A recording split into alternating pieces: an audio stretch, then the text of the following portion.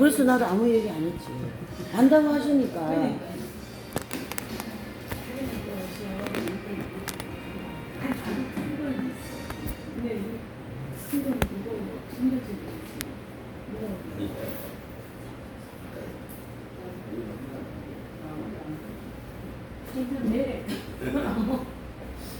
강의 전에는 뭐 먹는 게 안 좋아.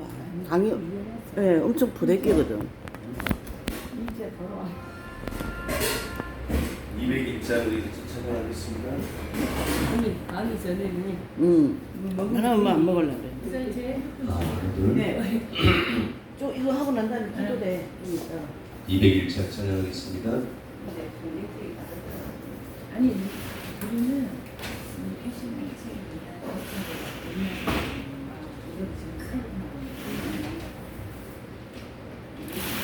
201장입니다. 201장.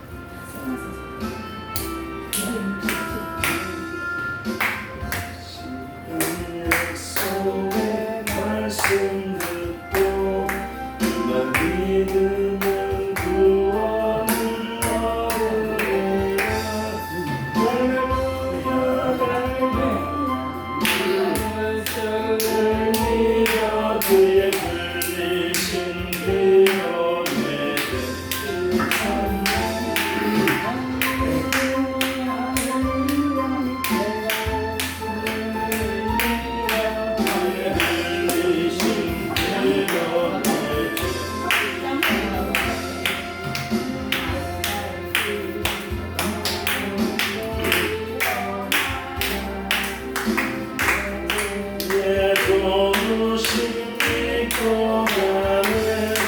할렐루야 할렐루야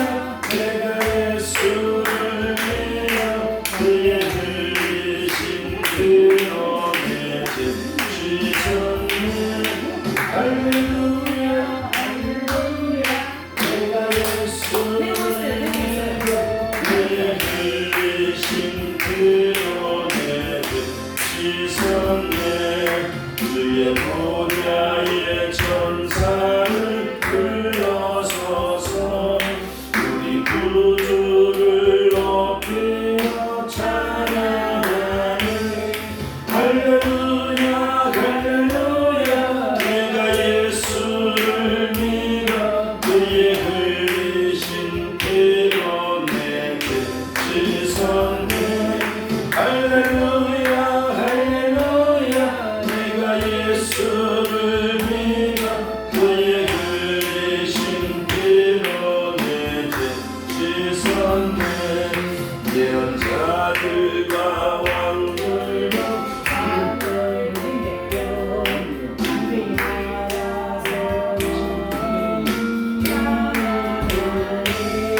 할렐루야 할렐루야 내가 예수를 믿어 그의 흘리신 피로 내게 씻었네. 할렐루야 할렐루야 내가 예수를 믿어 그의 흘리신 피로 내게 씻었네. 우리 모두 다 그 밤을 기다리며 함께 즐거운 찬송을 부르리라. 할렐루야 할렐루야 내가 예수를 믿어 그의 흘리신 피로 내게 씻었네.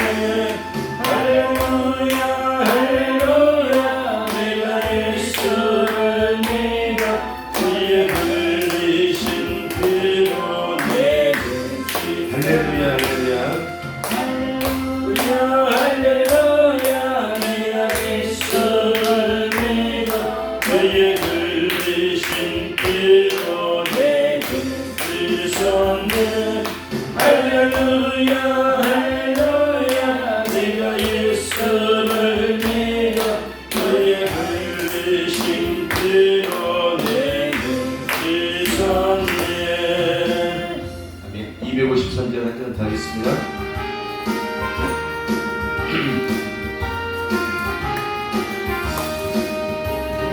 구원으로 인도하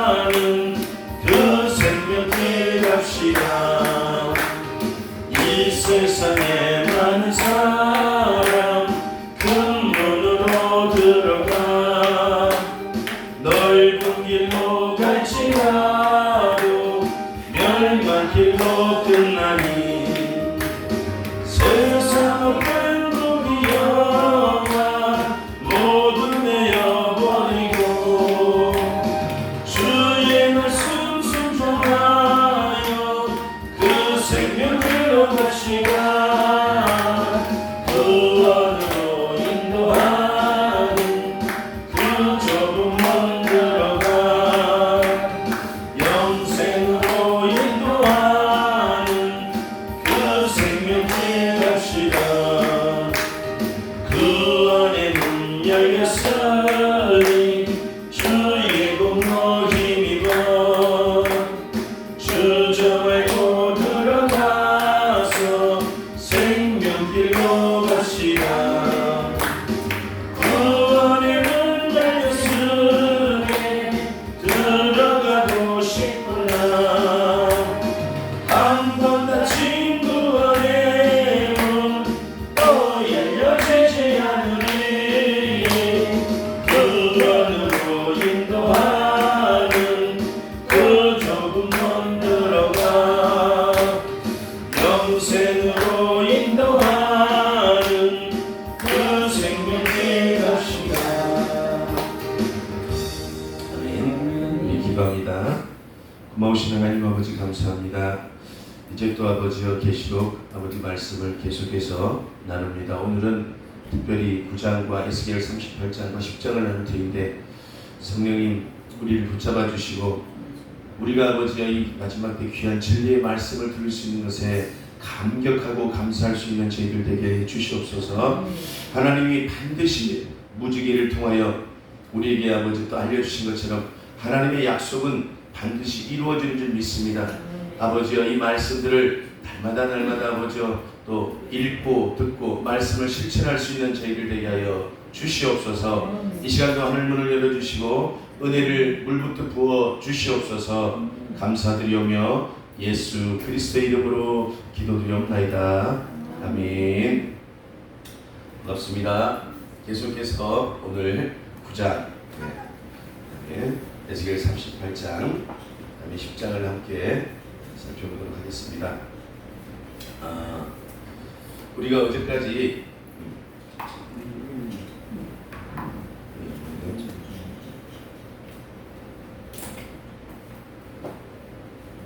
에스겔 8장까지 우리가 어제 살펴봤습니다. 그러니까 살펴본 내용을 간단하게 정리를 좀 하고 넘어가겠습니다. 계시록 10대 목자 중에 지금 우리가 해야 될 부분이 이제 어제까지 대환란 준비 과정 8장 6절까지 하고 8장 7절에서 13절까지 나와 있는 이제 첫째, 둘째, 셋째, 넷째 나팔까지 했습니다. 그러니까 전 3년 반에 들어왔잖아요, 그죠? 오늘은 특별히 가장 중요한 이 8장 7절에서 12장 17절에 있는 실제로 대환란 중에 전 3년 반 가운데 우리가 다음 도표에 있는데 여러분 요 앞에 있잖아요.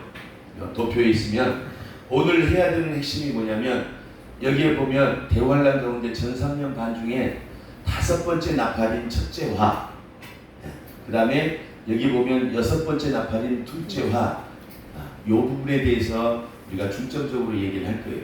그러니까 사람들은 그래요. 전 3년 반이면 대환란이 7년인데 전 3년 반에는 그냥 좀 수월하게 통과하는 것이 아닌가, 후 3년 반만 빡시게 생각하면 되지 않을까 이렇게 얘기를 하는데 실제로 자꾸 이렇게 계시록 말씀의 진리를 연구하다 보면 전 3년 반도 결코 쉬운 게 아니겠구나.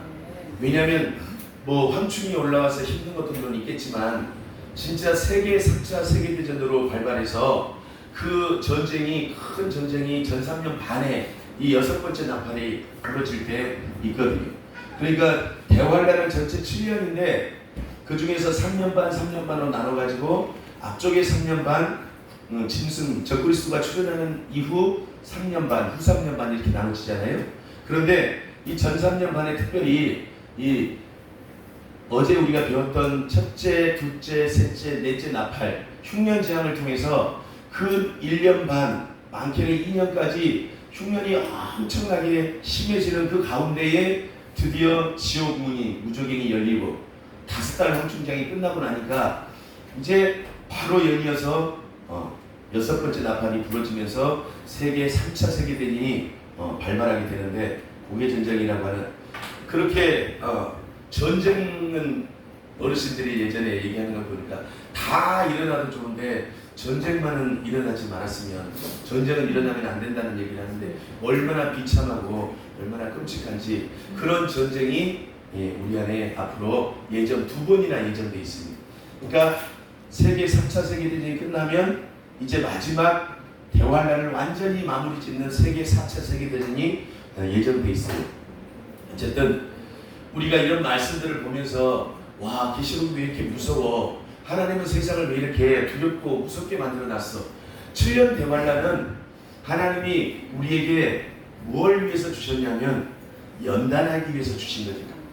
교회 시대로 가는 이 교회 시대 동안에 제발 좀 하나님의 백성으로 마음과 행실을 깨끗하게 해서 연단받아서 정결하게 돼서 천국 백성으로 익어라. 그러니까 창고에다가 벼가 잘 익어야 이제 창고에 들어가는 거잖아요. 그죠? 근데 아무리 해도 익지를 않으니까 하나님의 일방적인 방법으로 7년 대환란이라고 하는 천재지변 여러가지 또 전쟁, 흉년, 무슨 온역이라고 하는 전염병 상상할 수 없는 방법들을 가지고 마귀들이나 악령들을 동원해서 하나님이 우리를 연단하십니다. 그러니까 우리가 사우나를 가면 알지만 그냥 미지근한 데 들어가면 때가 안 불려지잖아요. 그죠? 아주 그냥 뜨끈뜨끈하면 땀이 쫙 빠진 데 가서 딱 들어가서 시원해 하면서 그게 왜 시원한지 모르는데 시원해요. 어쨌든 들어가서 몸을 불리고 있으면 때가 쫙 빠지는 몸 안에 불순물이 쫙 빠지는 그런 것처럼 하나님의 일방적인 방법으로 7년 대환란이라는 걸 통해서 그래서 마귀들은 자기네 때가 그때가 사단이 이 7년 동안 어떻게 보면 엄밀히 얘기하면 특별히 자기네 때라는 걸 알기 때문에 7년이 지나가고 나면 여기 대환란이 다 끝나고 나면 계시록 20장에 가면 무적행에다가 전부 사탄도 적그리스도도 666도 모든 마귀와 악령들도 다 집어넣어버려요. 그러니까 마귀가 없는 세상이니까 천년 왕국이 이어지잖아요. 그죠? 그래서 앞으로 사단의 때, 마귀의 때는 딱 7년 대환란밖에 없어요. 그러니까 하나님이 그 도구로 바로 왕 있잖아요. 이집트 왕. 바로 왕도 이스라엘 백성들을 연단하기 위해서 출애굽해가지고 광야로 잘 내보내놓고 왜 갑자기 추격해 오냐고요. 그죠? 잘 내보내놓고 그것도 다 이스라엘 백성들을 연단하기 위한 악의 도구로 하나님이 사용하신 것처럼 이 7년 대환란에 특별히 많은 악령들, 마귀들, 사탄을 동원해서 우리를 연단하시는 것이 목적이다. 결국 하나님이 우리를 사랑하시기 때문에 자녀들을 사랑하시기 때문에 하나님이 천국 백성을 만들려면 순탄한 환경만 있으면 절대 안 되더라 이거죠. 여러분 한번 생각해 보세요. 저도 제 자신을 돌아보면 잘 나가고 또 돈 있고 평탄했을 때는 나도 모르게 정욕적인 삶을 추구하게 되더라고요. 그러니까 세상 사람들과 별반 차이 없는 삶을 살고 있더라고요. 그런데 자꾸 상황이 어려워지고 막 힘들어지고 병 때문에 몸이 아프고 또 뭐 물질적인 거 여러 가지 어려운 상황이 생기면 그때 하나님을 찾게 되잖아요.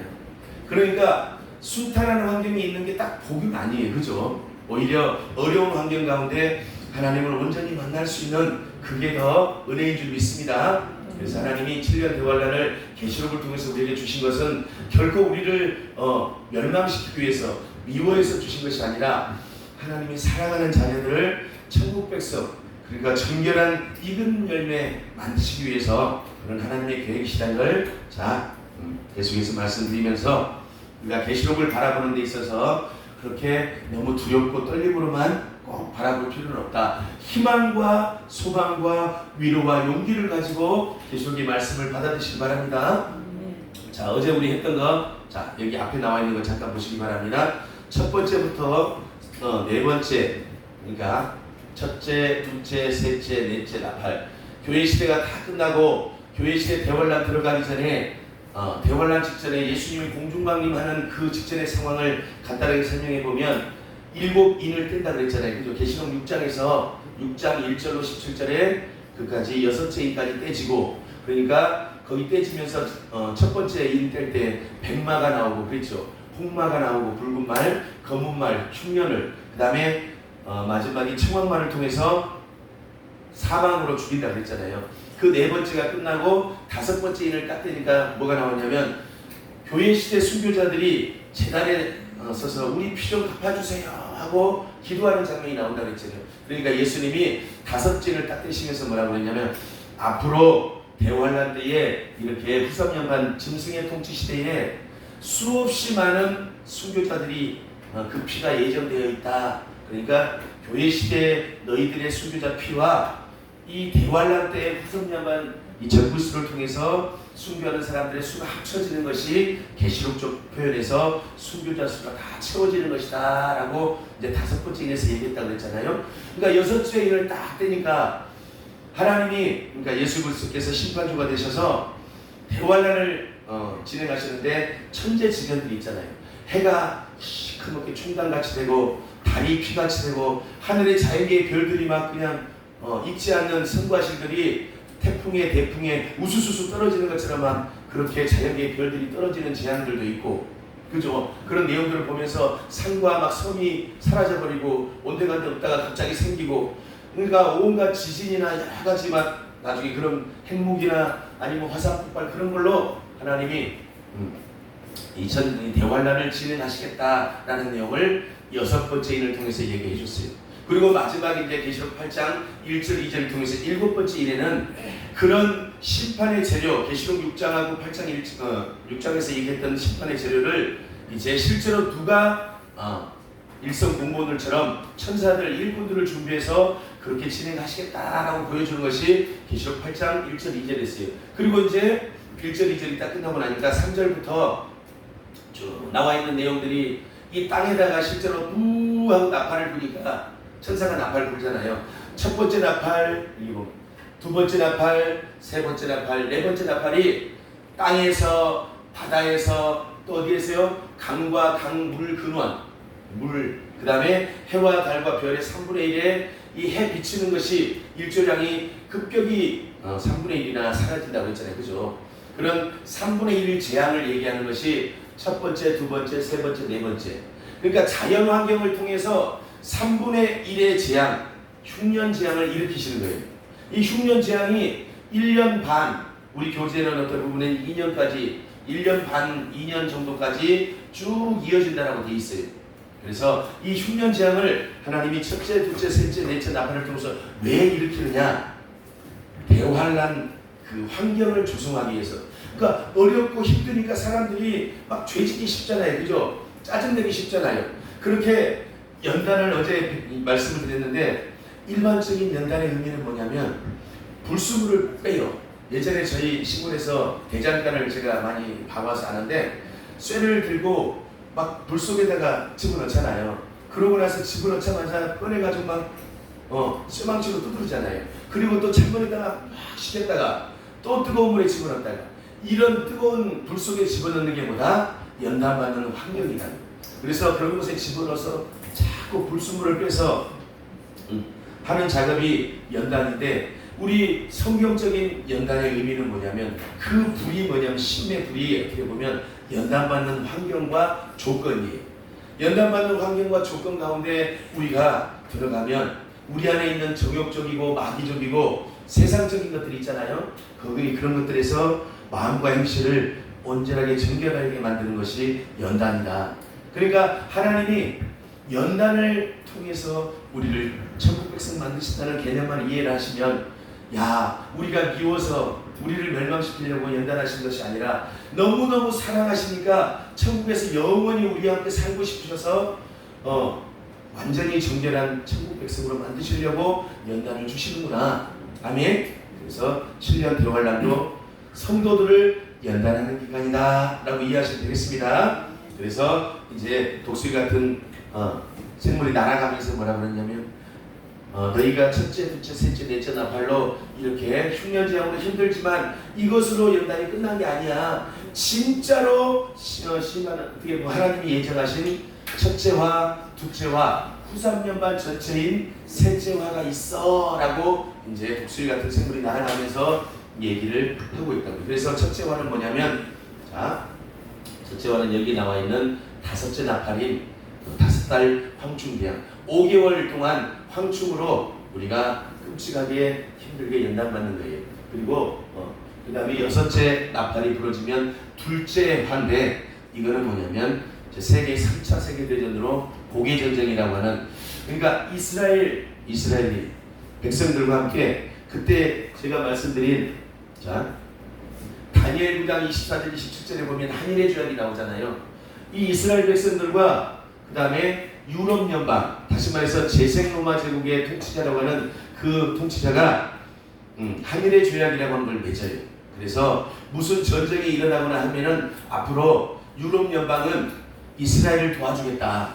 왜냐하면 유럽 연방이나 이쪽이 다 기독교 국가잖아요, 그죠? 그래서 도와주겠다라고 해서 그렇게 하게 되는데, 그렇게 맺게 되는 배경이 뭐냐면, 그 전에 앞으로 12장 13장은 배우겠지만 이스라엘 백성들 가운데 이제 사탄이 12장에서 땅으로 떨어지잖아요. 미가엘 천사장과 싸워서 져서. 왜냐하면 예수님이 공중강을 오셔야 되니까 이 공중을 청소를 하니까 사탄이 땅으로 내려왔다는 거예요. 땅으로 내려오는 그 이유 때문에 이 땅에는 대환란이 일어나는 거죠. 그런데 그러면서 이스라엘 주변 나라들 중에 이스라엘을 협박하거나 공격하는 상황이 생겨요. 그러니까 이스라엘 백성들이 그 상황에서 딱 보고 있으니까 뒤에 보니까 누구냐면 러시아 세력, 사탄의 세력들이 있다는 걸 알고 하나님 앞에 간절히 두려워 떨면서 기도하잖아요. 우리를 구원해 달라고. 그래서 하나님이 미가엘 천사장을 통해서 이제 보면서 재생명화제국 통치자의 그 마음에 이스라엘을 도와줄 마음을 딱 집어넣어 주셔요. 그래서 이때부터 앞으로 전쟁이 일어나거나 하면은 이스라엘을 이 유럽 연방이 도와주겠다라고 해서 7년 조약을 맺는데, 우리는 그게 다니엘 9장 27절에 보면 한일해 동안의 조약, 그러니까 7년의 조약, 한일해가 7년이니까요. 7년 조약으로 되어 있는데, 앞으로 우리가 세계 정세를 뉴스를 살펴보면서 그게 한일의 조약 이런 말이 아니라 무슨 7년 평화 조약이나 7년 안보 조약이나 어쨌든 간에 유럽 연방, 지금 EU 있잖아요, 그죠? 유럽 연방과 이스라엘이 무슨 7년 무슨 조약을 맺었다, 이런 말이 딱 터지면 드디어 우리는 어디에 들어갔냐면 대환란에 들어갔다라고 알 수 있는 거예요. 솔직히 우리가 계시록의 말씀을 알지만 우리가 대환란에 어떻게 들어갔는지는 알 수 없어요, 그죠? 왜냐하면 여기 봐보세요. 첫째, 둘째, 셋째, 넷째 나팔이 불어주고 흉년지향이 막 불어지는데, 우리는 계시록의 말씀을 아니까 야, 이게 흉년이 심해지고 이렇게 하는 거 보니까 대환란에 들어간 것 같다라고 우리는 이해할 수 있잖아요, 나름으로. 그런데 불신자나 많은 사람들이 이거는 그냥 자연재앙으로 생기는 흉년이야라고 생각하면서 곧 좋아지겠지라고 생각을 한다고요. 이게 대환란에 들어갔다라고 생각을 거의 안 해요. 그럴 수밖에 없어요, 이 상황이. 그런데 우리가 대환란에 들어갔다는 걸 정확히 알 수 있는 건 뭐냐면 여기에 나와 있는 이 한일의 조약이라는 것 때문에 알 수 있는 거예요. 그래서 이스라엘 백성들과 이스라엘과 유럽 EU가 어떤 조약을 맺었다, 7년 안보 조약이나 평화 조약이나 무슨 말이 될지는 전 세계 뉴스에 이스라엘과 EU가 조약을 맺었습니다라는 그 뉴스가 딱 뜨면 야, 우리가 이제 대환란에 들어가는구나, 이렇게 여러분이 이해를 하시면 됩니다. 그러니까 세계 정세를 볼 때 항상 그 이스라엘과 EU의 관계에 대해서 관심을 가지셨으면 좋겠습니다. 자, 그래서 세 차례 이 화가 지나면 계시록 19장 21절까지 7년 대환란이 끝난다. 그래서 어제 말씀하셨던 마지막, 그래서 첫째, 둘째, 셋째 나팔이 넷째 나팔까지 흉년재앙을 통해서 부러지면 이렇게 전 세계적으로 먹는 것이 부족하니까, 흉년이니까 자, 경제 공황도 오고 물가도 폭증하고 사람들은 점점 더 악해지고, 그리고 쉽게 화도 내고, 그리고 살인도 강도도 온갖 죄들이 만연해 있는 상황이에요. 이런 어려운 상황에서 드디어 마귀들은 있잖아요, 옳겠구나 하면서 얼마나 사람들을 이렇게 주변에 붙어갖고 힘들게 하겠어요. 이제 내 때가 왔다. 그런데 이때 드디어 뭐냐면 지옥문이 열리는 상황이 됩니다. 자, 하나님이 지옥문을 여는 마귀를 통해서 지옥문을 열게 하시는 목적이 뭐냐면 우리를 연단시키시기 위해서, 마귀를 통해서. 아멘이시죠? 자, 그러면서 9장 1절을 한번 읽어보겠습니다. 시작. 다섯째 천사가 나팔을 불매 내가 보니 하늘에서 땅에 떨어진 별 하나가 있는데 저가 무적행의 열쇠를 받았더라. 다섯째 천사가 나팔을 불네요. 어젯밤까지 첫째, 둘째, 셋째, 넷째 천사가 나팔을 불었다고 8장 13절까지 12절까지 끝냈잖아요. 그죠? 근데 오늘은 계시록 이제 9장입니다. 9장. 8장이 끝나고 9장인데 9장 1절에 보니까 뭐냐면 이제 다섯 번째 천사가 나팔을 부 하고 분다고 그랬어요. 그러니까 다섯째 나팔장이 시작된다. 자, 그리고 이게 보니까 하늘에서 떨어진 별 하나가 있대요. 자, 하늘에서 떨어진 별을 보통 일반 사람들은 뭐라고 얘기하냐면 우리는 계시록에서 사탄이라고 정확히 알고 있어요. 다시 말해서 계시록 12장에 보면 미가엘 천사장한테 이제 사탄이 그 졸개들이 이 땅으로 쫓겨내려오지 않습니까? 그래서 이 하늘에서 떨어진 별이 무적행의 열쇠를 가지고 있는 이 별이 사탄이라는 걸 알고 있는데, 자, 계시록에 살펴보면 별이 나와 있는데, 자, 우리가 1장에서 이 땅에서 사역하는 7별이 있었잖아요. 그죠? 목사님들, 목회자들, 그죠? 사역자들이란 말이죠. 그리고 또 하나는 뭐냐면 어제 우리가 알았듯이 선과실이 하늘에 있는 자연계의 별이 태풍에 우수수수 떨어진다고 그랬잖아요. 그죠? 그러니까 자연계에 있는 별도 별이고, 그 다음에 이 땅에서 사역하는 사역자들 7별도 별이고, 그 다음에 계시록 12장에서 보면 땅으로 떨어지는 악령들도 별이고, 그죠?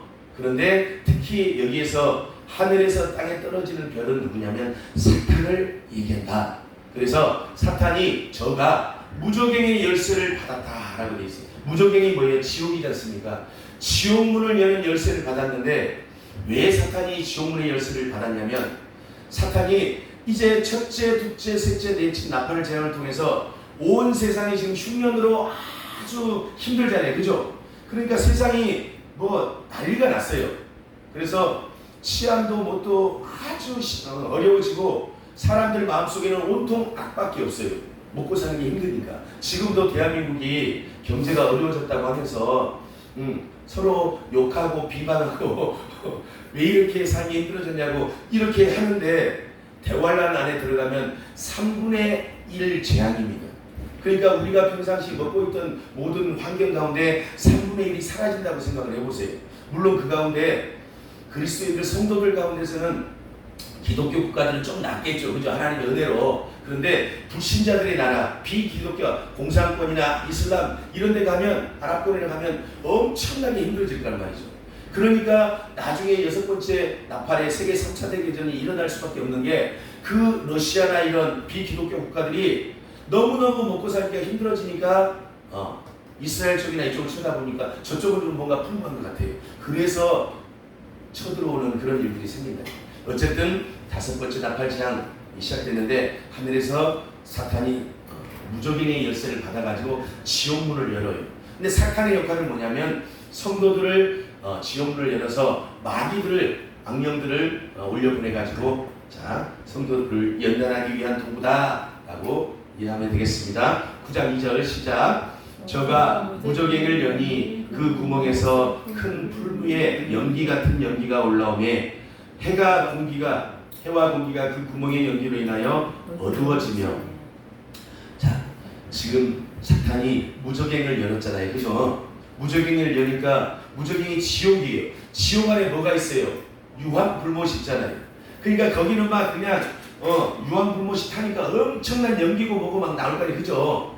그 상황이 지옥문을 딱 여는 순간 이 땅으로 그런 막 시커먼 유황불못 같은 연기가 올라온다는 거예요. 그런데 이 연기는 악령들이 가지고 있는 사상이나 소원이나 어떤 정욕 등으로 인한 악한 기운을 얘기를 하는데, 어쨌든 그런 막 연기가 풀무에서 막 이렇게 올라오는 것처럼 그렇게 연기가 올라와가지고 해와 공기가 시커멓게 어두워지는데, 이건 뭐냐면 해는 자, 연기의 태양이신 하나님이잖아요. 그죠? 다시 말하면 뭐냐면 그 지옥의 온갖 악한 것들이, 정욕적인 것들이, 마귀적인 것들이 막 올라와가지고 하나님을 성도들이, 하나님이 연기의 태양이신 하나님을 향한 그런 믿음, 그죠? 믿음이나 아니면 어떤 그런 믿는 마음 상태, 이런 것들이 어두워지는 상태를 해와 분기가 어두워진다라고 표현하고 있습니다.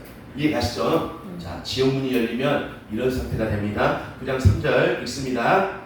또 황충이 연기 가운데로부터 땅 위에 나오매 저희가 땅에 있는 정갈의 권세와 같은 권세를 받았더라. 자, 황충이 드디어 무적에게 열려가지고 올라오는데 마귀 악령이 메뚜기 황충 때 있잖아요, 그죠? 그런 모양으로 자, 땅 위에 나오는데 저희가 황충이 땅에 있는 정갈의 권세 같은 권세를 받았대요. 이 세상에 살고 있는 독충, 악충, 독충 중에 가장 무서운 독충이 우리가 정갈이라고 얘기를 해요. 근데 정갈이 얼마나 쏘면 아프냐면 정갈에 쏘여봤어요 혹시? 저는 쏘여보질 못해서 모르는데 우리가 어젯밤에 주무시는데 모기에게 물렸죠. 저쪽 숙소에도 모기가 있어가지고 모기에 물렸는데 모기에 물린 것만 해도 아야 하면서 하는데 벌에 쏘인 것만 해도 뭐 성묘 가가지고 말벌에 쏘여서 중리산이 하면서 그렇게 고통스러운데 정갈에 물리면 상상할 수 없이 고통스럽답니다. 네. 그런 정갈에 쏘이는 권세가 이 황충들이 가지고 있는 권세예요. 그래서 이런 권세를 가진 황충들이 올라와가지고 자, 정갈의 권세를 가지고 사람들에게 큰 괴로움을 주는 그런 권세를 가지고 있다는 겁니다. 자, 9장 4절 읽어보겠습니다. 저희에게 이르시되 땅에 풀이나 푸른 것이나 각종 수목은 해하지 말고 오직 이마에 하나님의 입맞지 아니한 사람들만 해하라 하시더라. 자, 저희에게 이르시되 황충들에게 땅이나 풀이나 푸른 것 각종 수목은 해하지 말고 그죠? 오직 이마에 하나님의 입맞지 않는 사람들만 해하라. 서문화교회 목회자에게 주신 말씀 중에서 둘째 사망의 해를 받지 않게 해주신다는 말이 있었죠. 그죠? 이 둘째 사망의 해가 뭐냐면 둘째 사망이 뭐냐면 지옥이잖아요. 지옥에서 올라오는 황충들의 해를 자 이긴 자가 되면 교회 시대 이긴 자가 되면 자 앞에 봐보세요. 교회 시대 이긴 자가 되면 여기 대환란에 들어가서 첫 번째 특별지 뭐냐면 5달 황충쟁인 이 둘째 사망 지옥에서 무적인이 열려가지고 지옥문이 열려서 지옥에서 올라오는 황충들로 인한 재앙이 둘째 사망의 해입니다. 그러니까 이 둘째 사망의 해를 교회 시대 이긴 자들이 되면 휴거 성도가 되기 때문에 이 땅이 없잖아요. 그러니까 둘째 사망의 해를 면하게 해주신다고 했는데 나머지 하나님의 입맞지 않은 종들 휴거 성도가 되지 못한 모든 사람들은 둘째 사망의 해를 당할 수밖에 없게 되죠. 왜? 성도들을 그래서 연단하시기 위해서. 이 모든 악령들이 올라온 것은 우리를 사랑하사 연단하시기 위해서 그렇다라고 이해하시면 될 것 같습니다. 그래서 우리 입맞지 않은 저와 여러분은 하나님의 이름과 어린 양의 이름으로 예를 들어서 이렇게 이마에다가 입 맞는 14만 4천 교회 시대 이긴 자들이 되면 좋은데 그렇게 안 됐기 때문에 우리는 대환란을 통과해야 된다. 그러니까 계시록 7장 말씀처럼 딱 하나님께서 교회 시대에 두 가지 구원의 계획을 가지고 계시는데 첫 번째는 뭐냐면 한 부류는 자, 이 대환란을 통과하지 않고 면제받고 입맞아서 휴거되는 성도 교회 시대 이긴 자들 14만 4천을 준비하시는 것. 그 다음에 한 부류는 뭐냐면 그래서 교회 시대 안에 입맞은 종으로 휴거 성도가 못했기 때문에 대환란을 통과하면서 익은 열매가 되는 것. 이 두 부류를 준비하셨다라고 우리가 배웠잖아요. 그죠? 그래서 이렇게 황충이 올라와가지고 힘들게 하는 그 사람들은 누구냐면 대환란 안에 통과하면서 연단받는 사람들이다 라고 이해하시면 되겠습니다. 그래서 하나님이 임하는 분들은 다 휴거되고 이 땅에 안 계신다. 자, 9장 5절 계속 보겠습니다. 같이 읽습니다. 시작. 그러나 그들을 죽이지는 못하게 하시고 5달 동안 괴롭게만 하게 하시는데 그 괴롭게 함이 정갈이 사람을 쏠 때에 괴롭게 함과 같더라. 이제 봐보세요. 황충이 지옥문이 열려가지고 막 올라왔잖아요. 자, 계시록을 항상 이렇게 듣거나 보거나 할 때는 상상을 하시면서 내가 지금 그 상황에 들어가 있다라고 생각을 하시면서 하면 은혜가 됩니다. 그냥 어제 들으셨던 우리 황 목사님이 가시면서 저녁에 은혜 받았다고 하시면서 뭐라고 그러냐면 지금까지 당신은 계시록을 읽는데 그냥 무작정 읽었대요. 그냥 계시록이.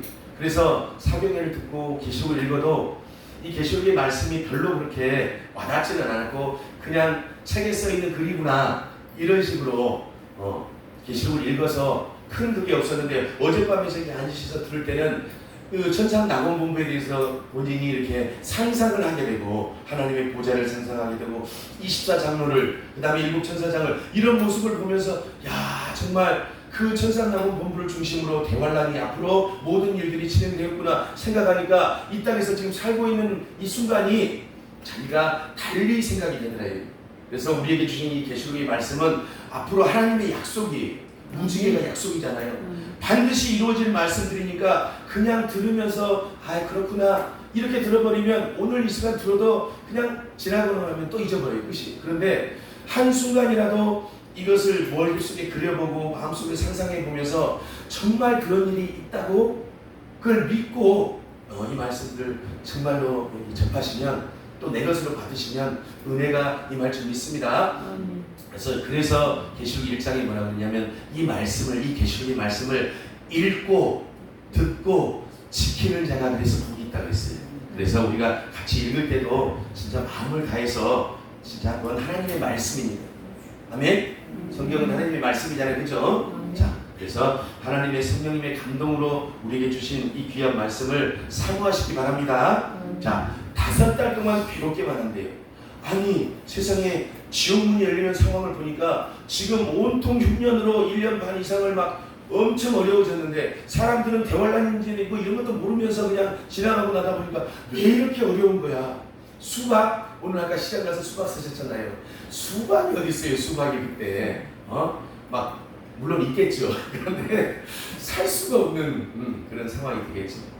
근데 뭐 수박 이런 걸 떠나서 먹고 이렇게 밥, 쌀, 뭐 이렇게 보리와 밀 얘기 있잖아요. 먹고 사는 것도 힘든데 그 외에 기호식품이나 다른 거 후식 이런 거는 상상할 수 없는 그래서 서로 죽이고 막 빼앗고 엄청나게 어려워지는 상황에서 황충들이 올라와 가지고 이제 그때마다 사람들이 죄를 지으니까 막 달라붙기 시작하는 거잖아요. 그 상황입니다. 그래서 전갈이 쏘는 것 같이 뭐 나는 황충에 뭐 해를 안 입어 그런 게 아니에요. 마음으로 짓는 내면의 죄까지도 죄이기 때문에 뭐 말과 행실로 짓는 표면의 죄만 죄가 아니라 내가 얼굴을 막 웃고 있으면서도 하얀 달까지 울고 있으면서도 마음속으로는 악심을 가질 수 있는데 지금은 그게 가능할지 몰라요. 그 시대는. 근데 대환란이 들어가면 너무너무 환경적으로 어렵다 보니까 하나님이 그렇게 안 만들어 놓으신다는 거예요. 아멘? 연단하셔야 되기 때문에. 그래서 정갈이 쏘는 것 같이 엄청난 권세로 막 붙어가지고 쏘기 시작하는데 문제는 뭐냐면 너무너무 괴로우니까 여기저기서 죽고 싶어 날 좀 죽여줘 그러잖아요. 우리 몸이 아플 때 무슨 큰 병에 들거나 뭐 이러면 죽고 싶다고 하는 사람들 많이 있잖아요. 그렇게 비명지르면서 죽고 싶다고 하는데 문제는 뭐냐면 5달 동안 정갈이 쏘는 것 같이 괴롭기만 해요. 근데 약을 먹어도 안 돼, 병원을 가도 안 돼, 아무것도 안 돼, 낫지도 않아. 오히려 더 막 팔이, 뭐 몸이 뭐가 썩어버리고 그런 상황에서 죽지도 않네요. 죽지도 않아. 오늘 5달 동안 그렇게 황충한테 하나님이 연단할 수 있도록 이 암령들을 그래서 사단이 무조갱의 열쇠를 가지고 지옥문을 여는 것입니다. 자, 무조갱의 열쇠를 가지고 연다고 계시록에 2군데에 나와 있어요. 이 계시록 9장에 나와 있는 것처럼 지옥의 무조갱의 열쇠를 누가 가지고 있냐면 마귀 사탄이 가지고 있잖아요. 그렇죠? 자, 사탄이 악령들을 통해서 결국은 우리를 5째 나팔장을 통해서 연단하는 그런 방법이 있고 그 다음에 계시록 20장 앞으로 배우겠지만 20장에 가면 이제 천사가 무조갱의 열쇠를 가지고 무조갱을 열어요. 이 얘기는 뭐냐면 계시록 19장까지 대환란이 끝나는 거잖아요. 우삼년반까지. 그죠? 그러니까 그때까지 있었던 사탄이고 마귀고 악령들이고 귀신이고 적그리스도고 뭐 두풀짐승 윤중용 모든 그런 악한 것들을 다 불신자들까지 지옥문에다가 다시 지옥 속에다가 무조건 속에다 집어넣어야 될 거 아니에요. 집어넣고 나서 뚜껑을 확 닫으려고 천사가 무조갱의 열쇠를 가지고 있는 거죠. 아멘? 예, 무조갱이 그렇게 2번 열립니다. 그리고 나중에 20장 또 끝나고 나면 1000년이 지나고 나면 1000년 왕국에서 태어난 백성들 그 낙원에서 태어난 백성들은 연단을 안 받았기 때문에 다시 한번 또 무조갱을 잠깐 열어서 마귀들이 또 올라와가지고 1000년 왕국에 태어난 백성들을 잠깐 연단합니다. 그게 수년 정도 된다. 짧은 기간 동안. 그리고 이제 영원한 신천지로 갈 백성 그 다음에 천년왕국에 태어난 백성들 중에서도 지옥에 갈 백성들이 무수히 많다라고 되어 있어요. 세상에 파라다이스 낙원에서 태어난 백성들도 지옥 갈 백성들이 있다는 거예요. 하나님은 참 공평하신 하나님, 기가 막힌 하나님. 그래서 계시록의 말씀들을 잘 연구해 보면 우리가 앞으로 어떻게 살아야 될지 그런 어떤 지혜, 또 어떤 용기, 위로 이런 것들을 소망을 주고 있다는 것을 알 수 있습니다. 그래서 우리에게 이 다스달 황충 재앙을 통해서 막 정갈의 권세같이 쏘기만 하고 죽고 싶어도 죽지를 못하니까 이때 우리 성도들은 뭐 해야 될까요? 철저하게 하나님 앞에 회개하고 또 하나님 앞에 기도하는 우리 성도들은 하나님께서 순간순간 도와주신다는 거예요. 하나님의 은혜를 부어주신다는 거예요. 그러니까 참 감사한 게 뭐냐면 불신자들은 그대로 망하는 거잖아요. 그런데 하나님의 천국 백성들, 하나님의 이 성도들은, 하나님을 믿는 이 백성들은 하나님 앞에 자복하고 회개하기만 하면 그게 이 땅이 됐든 대환란의 시대가 됐든 아니면 죽어서 하나님의 심판대 앞에 있든 간에 어느 곳에 있든지 간에 하나님 앞에 주님 잘못했습니다고 회개하기만 하면, 자복하기만 하면 미쁘시고 우러운 부분이 요한일서 1장 9절 말씀처럼 우리의 모든 죄를 깨끗하게 해주시고 용서해 주시고 은혜를 베풀어 주셔서 자꾸 성장하게 있게 만들어 주신다는 거예요. 이게 은혜예요. 그러니까 계시록의 말씀이 두렵고 떨리는 말씀이 결코 아니다라는 거죠. 물론 두렵고 떨리는 말씀이 맞지만 엄밀히 얘기하면 하나님의 목적은 우리에게 위로하시기 위해서, 용기 주시기 위해서, 연단하시기 위해서 주신 말씀이다 라고 이해하시면 되겠습니다. 자 6절 읽겠습니다. 시작. 그날에는 사람들이 죽기를 구하여도 얻지 못하고 죽고 싶으나 죽음이 저희를 피하리다. 죽고 싶어도 죽지 않고 5달 동안 얼마나 죽고 싶은 마음이 강하겠어요. 근데 정갈이 쏘는 것 같이 큰 고통만 임하더라 라는 얘기입니다. 자 다음 보겠습니다. 그래서 죽고 싶은 이 과정 중에 하나님은 결국 뭐냐면 불신자는 악으로 있게 만드시고 우리 성도들은, 그리스도인들은 선으로 있게 만드는, 하나님을 더 찾게 만드는 이런 하나님의 의도가 있다. 자 7절 있습니다. 황충들의 모양은 전쟁을 위하여 예비한 말들 같고 그 머리에 금 같은 멸과 비슷한 것을 썼으며 그 얼굴은 사람 같고. 황충들의 모습이 보니까 뭐냐면 전쟁을 위해서 예비한 말들 같아요. 우리 옛날에 막 중세시대인데 전쟁 말들 막 이렇게 말 타고 전쟁하는 모습 보잖아요. 얼마나 막 웅장하게 막 와 하고 가잖아요. 그죠? 그런 것처럼 황충들이, 이 모습들이 마치 전쟁을 위해서 예비한 말들처럼 그런 모습으로 자 사람들을 괴롭게 하고 망하게 하기 위해서 악령들이 그렇게 역사를 한다는 거죠.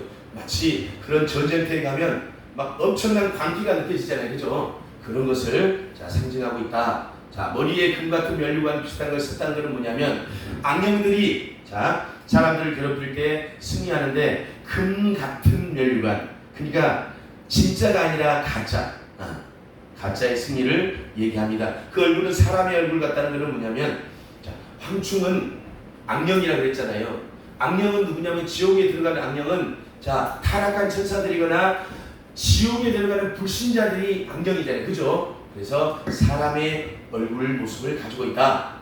자 8절 같이 읽어보겠습니다. 또 여자의 머리털 같은 머리털이 있고 그 이는 사자의 이 같으며.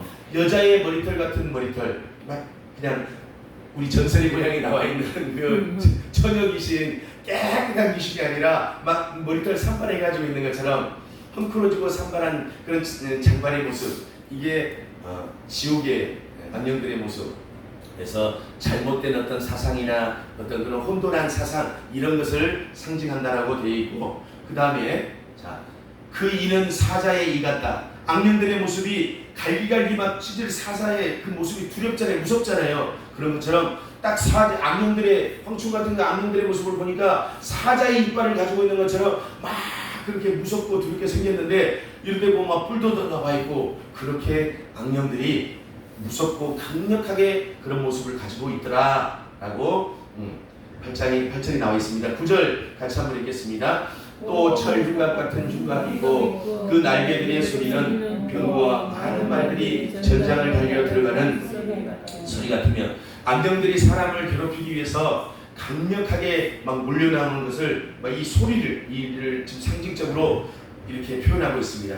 철륜갑 같은 흉갑이 있는데 그 날개들의 소리가 병거와 많은 말들이 전장으로 달려가는 소리, 얼마나 막 이 소리가 막 시끄럽고 그러겠어요. 그러니까 막 혼란하고 혼돈스럽고 광기스럽고 이런 어떤 소리를 상징적으로 나타낸다. 그래서 강력한 무장과 요란한 소리를 지금 상징하고 있다. 자, 10절 보겠습니다.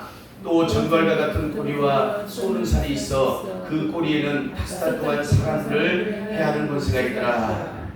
전갈이 사람을 뭘로 쏴요? 입으로 쏴요? 전갈은 꼬리로 쏘잖아요. 그러니까 전갈이 사람을 쏘는 것 같이 사람들을 해롭게 하는데 꼬리로 쏜대요.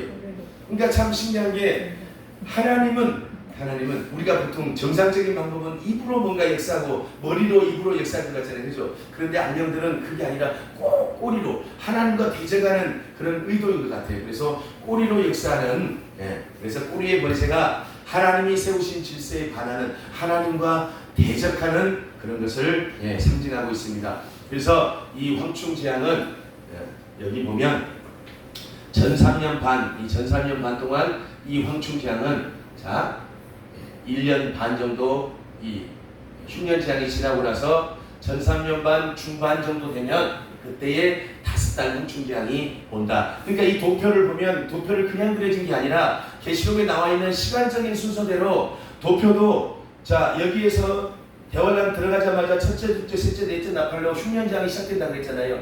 대충 전 3년 반에 3년 반 정도를 이렇게 보면 여기서 한 1년 반, 2년 정도가 1년 반 정도가 지나고 나면 5번째 나팔이 불어주고 있구나. 그러니까 상당히 시간이 지나야 되는 거잖아요. 1년 반 이상 지나야 5번째 천사가 나팔을 부는 거예요.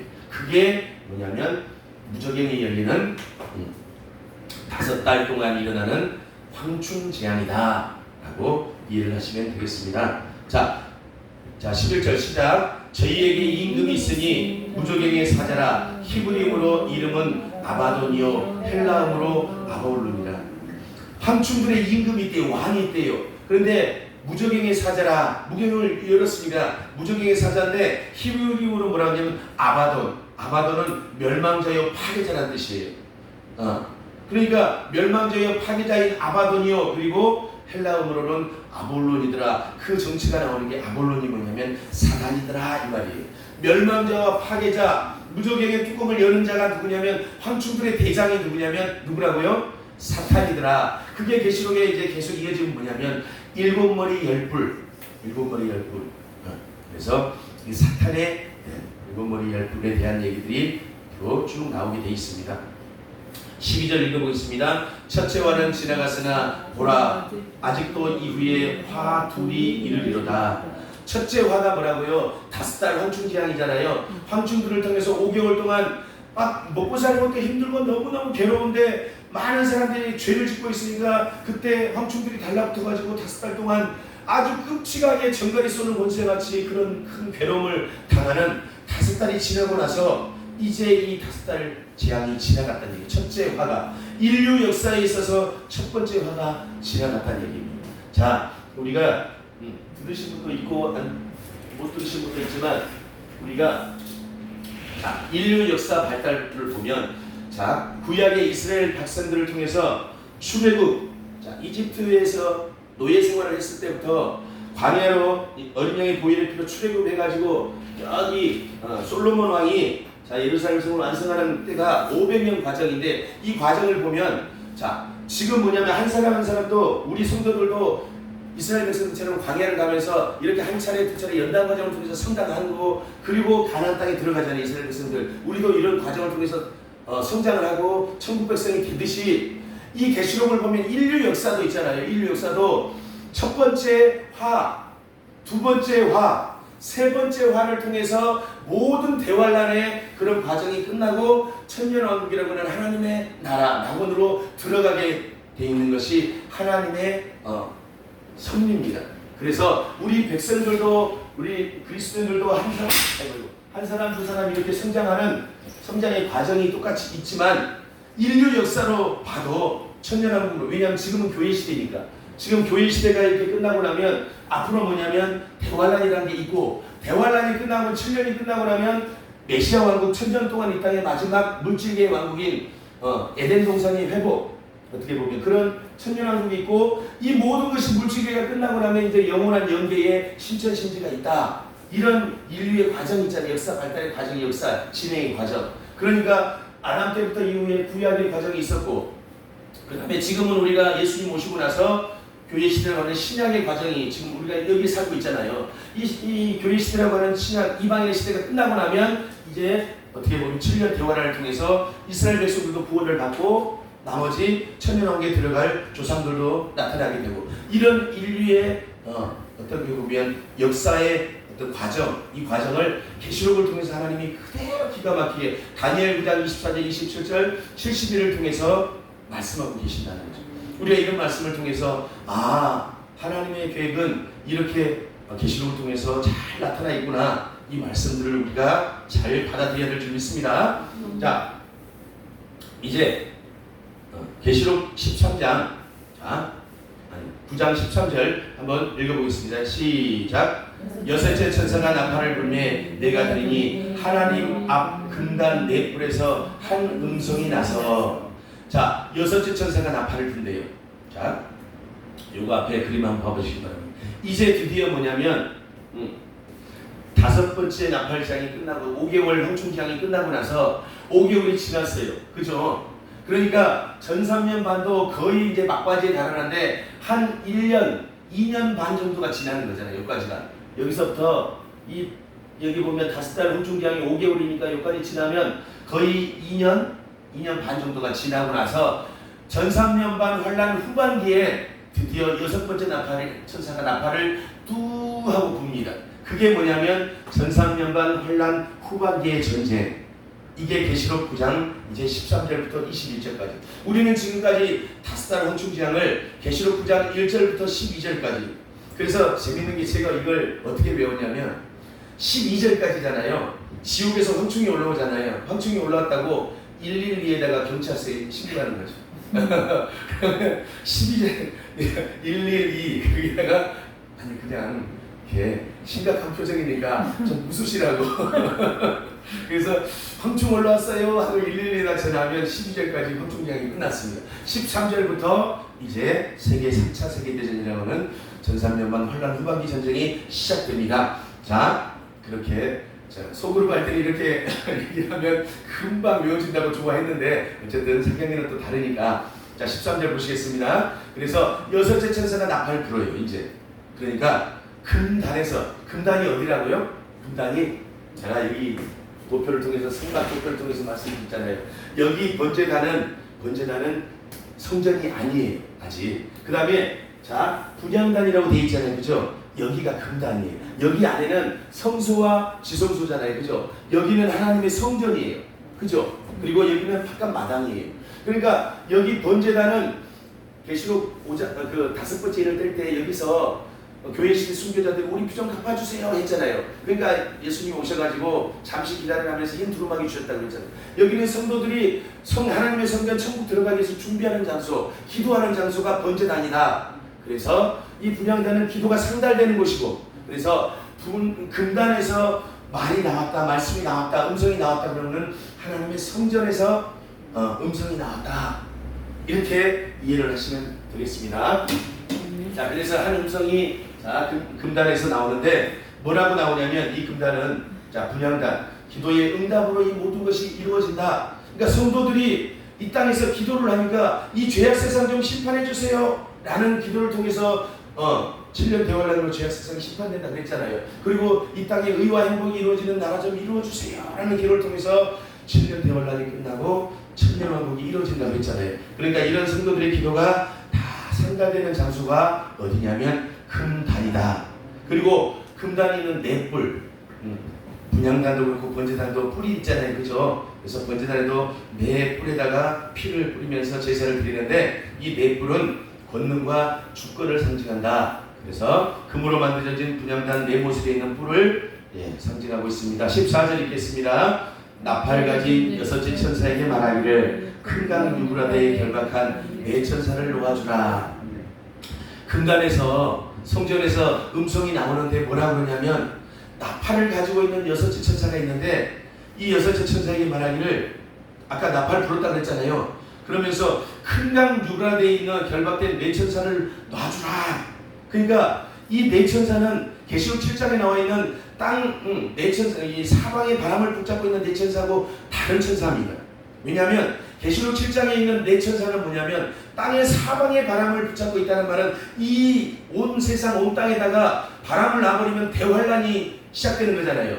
그 대환란의 바람을 붙잡고 있는 천사가 계시록 7장의 네 천사고, 이 계시록 9장에 있는 큰 강 유브라데강 근처에 있는 결박된 네 천사라고 되어 있는 천사는 뭐냐면 앞으로 이뤄질 이 6번째 나팔장인 고개 전쟁, 다시 말해서 전삼년반 환란 후반기의 전쟁을 시작할 그 네 천사를 얘기합니다. 그러니까 중동 지역 유브라데강 근처 그 지역을 중심으로 해서 전쟁을 세계 3차 세계대전을 일으킬 그 네 천사를 이제 풀어주라 이 말이죠. 그래서 유브라데강을 중심으로 해서 예정된 큰 전쟁이 있는데 그게 에스겔 38장에 좀 이따 나오겠지만 그 전쟁이 일어날 수 있도록 사명을 받았어요. 그 네 천사가 이제 결박된 상태에서 풀려버리면 드디어 세계 3차 세계대전 큰 전쟁이 일어난다. 그래서 네 천사를 풀어줘라 이 말입니다. 아시겠죠? 자, 그래서 네 천사가 결박되어 있다 이 말은 뭐냐면, 자, 네 천사가 뭐 천사가 범죄를 합니까? 그게 아니잖아요. 천사가 범죄한다는 뜻이 아니라 하나님이 큰 전쟁을 지금 6째 나팔을 통해서 계획하고 있는 에스겔 38장을 통해서 이미 2400년 전 600년 전에 이미 예언해 놓아 있는 그 큰 전쟁, 우리가 3차 세계대전이라고 얘기하는 고개 전쟁, 그 전쟁을 하나님이 예정해 놓으시기 때문에 그 계획하신 큰 전쟁의 그런 사명을 감당하기 위해서 네 천사도 지금까지 참고 기다리고 있었던 거죠. 이해되죠? 자, 다시 한번 여기 정돈합니다. 자, 앞에 봐보세요. 자, 계시록 7장을 보면 네 천사가 바람을 붙잡고 있어요. 이 네 천사는 아직 바람을 붙잡고 놓지를 않아요. 바람은 환란이에요. 그러니까 네 천사가 바람을 놔버리면 이 온 세상에 대환란이 들어가게 돼요.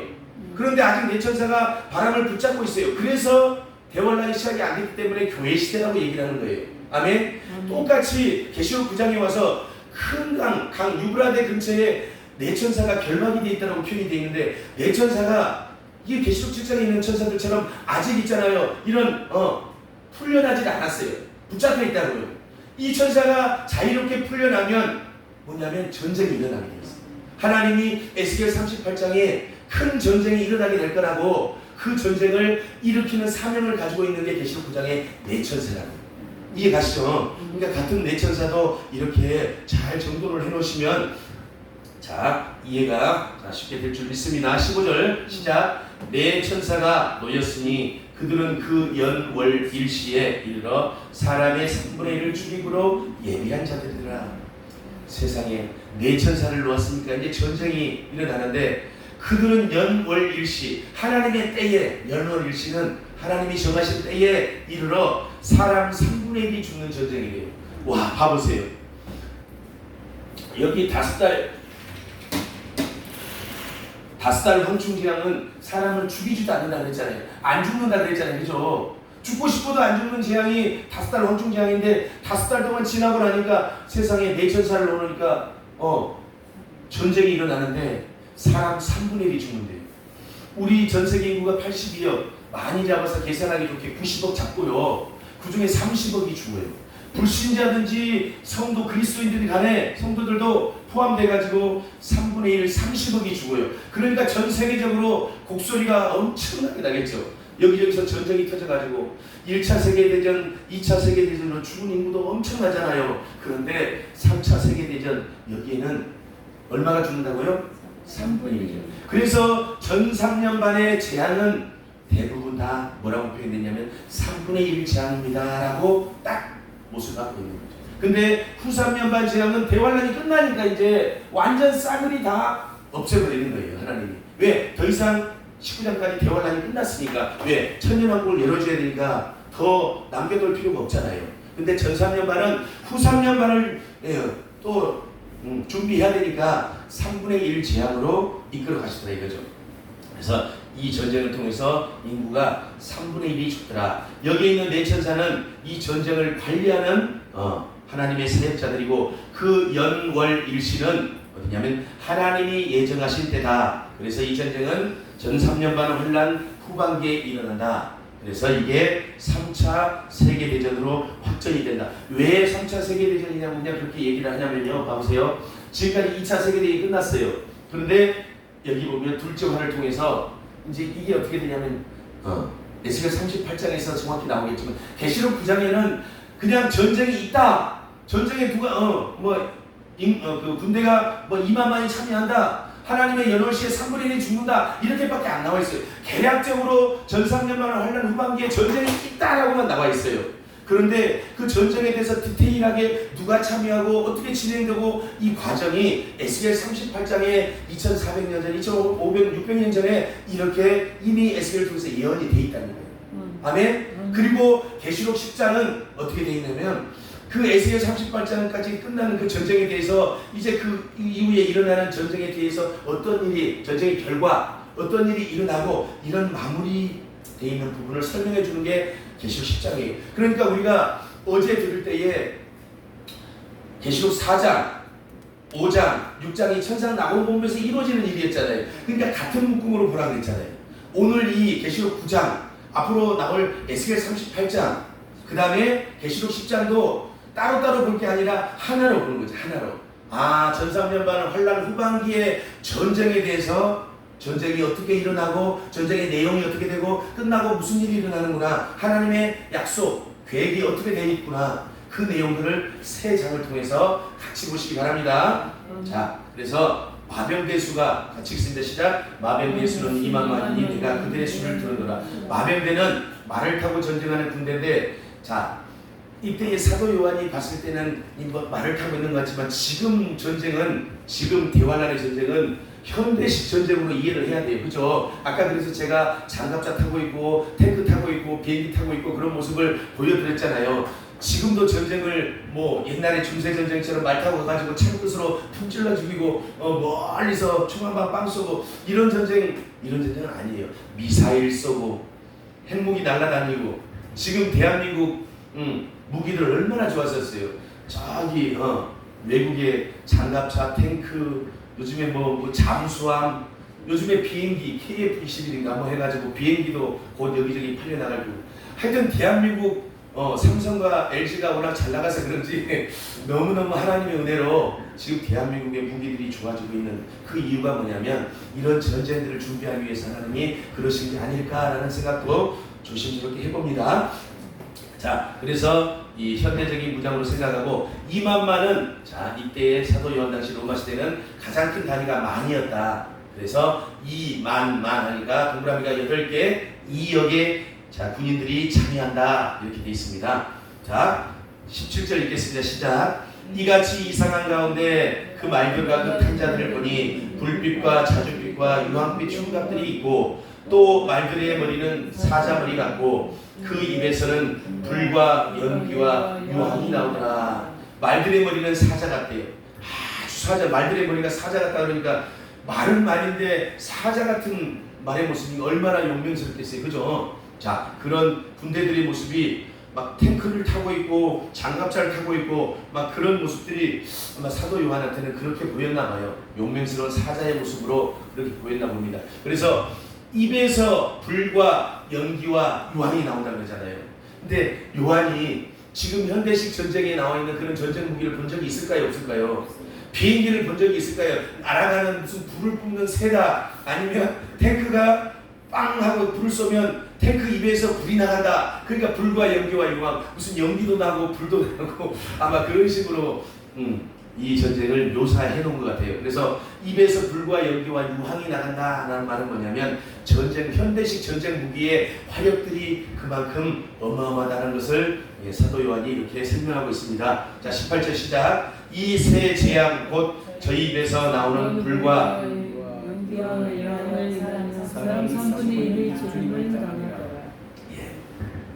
이 세 재앙 저희 입에서 불과 연기와 유황이 나온다고 그랬잖아요. 그죠? 불과 연기와 유황은 현대에 가지고 있는 무기들의 화력이라고 했잖아요. 엄청난 화력들을 통해서 입에서 나오는 불과 연기와 유황을 통해서 사람 3분의 1이 죽임을 당하더라. 그러니까 이 전삼년만 하는 후반기 전쟁을 통해서 전 세계 인구의 3분의 1이 죽어버립니다.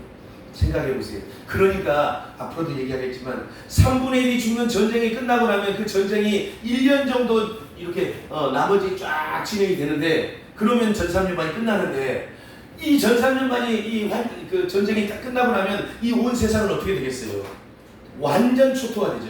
완전. 그러니까 사람들의 마음, 환경도 환경대로 엄청나게 초토화돼서 행복이도 떨어지고 온갖 지진도 나고 뭔가 나고 전쟁을 통해서 그렇게 여러 가지 일들이 생기겠지만 그런 전쟁을 맞이하는 저와 여러분의 상황에서는 얼마나 마음이 피폐해 있겠어요. 그래서 누구를 찾아요?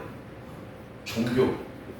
뭔가 우리를 새롭게 변화시켜주고 뭔가 메시아가 나와서 뭔가 대단한 그런 어떤 통치자가 나와서 우리를 좀 먹고 살게 해주고 우리를 좀 편안하게 해주고 모든 이 전쟁에서 전쟁을 종식시키고 편안하게 해줄 수 있는 뭔가 천년왕국 같은 걸 좀 열어줄 수 있는 그런 사람들을 원할 거 아니에요. 그래서 어려워지면 어려울수록 사람들이 금이나 은이나 목석 같은 우상들을 찾게 돼 있잖아요. 우리는 하나님을 찾지만 불신자들은 갈수록 그런 우상 숭배와 그런 어떤 사술들을 행하면서 악해지는 세상이 그래서 하나님이 그런 환경을 만들어가면서 연단하신다는 거죠. 그래서 3분의 1이 죽더라. 19절 읽습니다. 시작. 이 말들의 힘은 그 입과 꼬리에 있으니 그 꼬리는 뱀 같고 또 꼬리에 머리가 있어 이것으로 해하더라. 자, 힘이 어디에 있어요? 입과 꼬리에 있다고 돼 있잖아요. 그죠? 근데 그 입을 통해서 힘을 나타낸다고 그랬어요. 그러니까 불과 연기와 유황이 입을 통해서 나온다고 그랬잖아요. 전쟁무기, 현대적인 전쟁무기를 통해서 엄청난 화력들이 뿜어져 나오는데 그것으로 말미암아 힘을 나타낸다는 말은 뭐냐면 사람들을 해치고 죽인다는 거죠.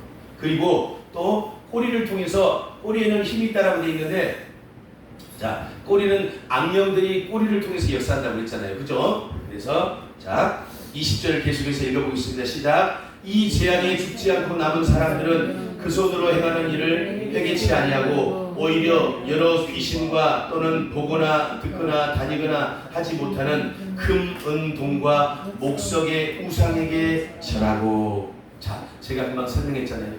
여섯째 나팔재앙, 다시 말해서 전삼년만 흘러 후반기의 전쟁이 끝나고 나니까 온 세상이 초토화가 돼서 죽지 않고 살아남은 사람들 입장에서 보면 얼마나 고통이겠어요. 엄청난 재앙으로 말미암아 지칠 대로 지쳐있는 심령이기 때문에 환경도 어려운 데다가 심령이 고통스럽기 때문에 이제 점점 이때 나오는 건 뭐냐면 종교심이에요.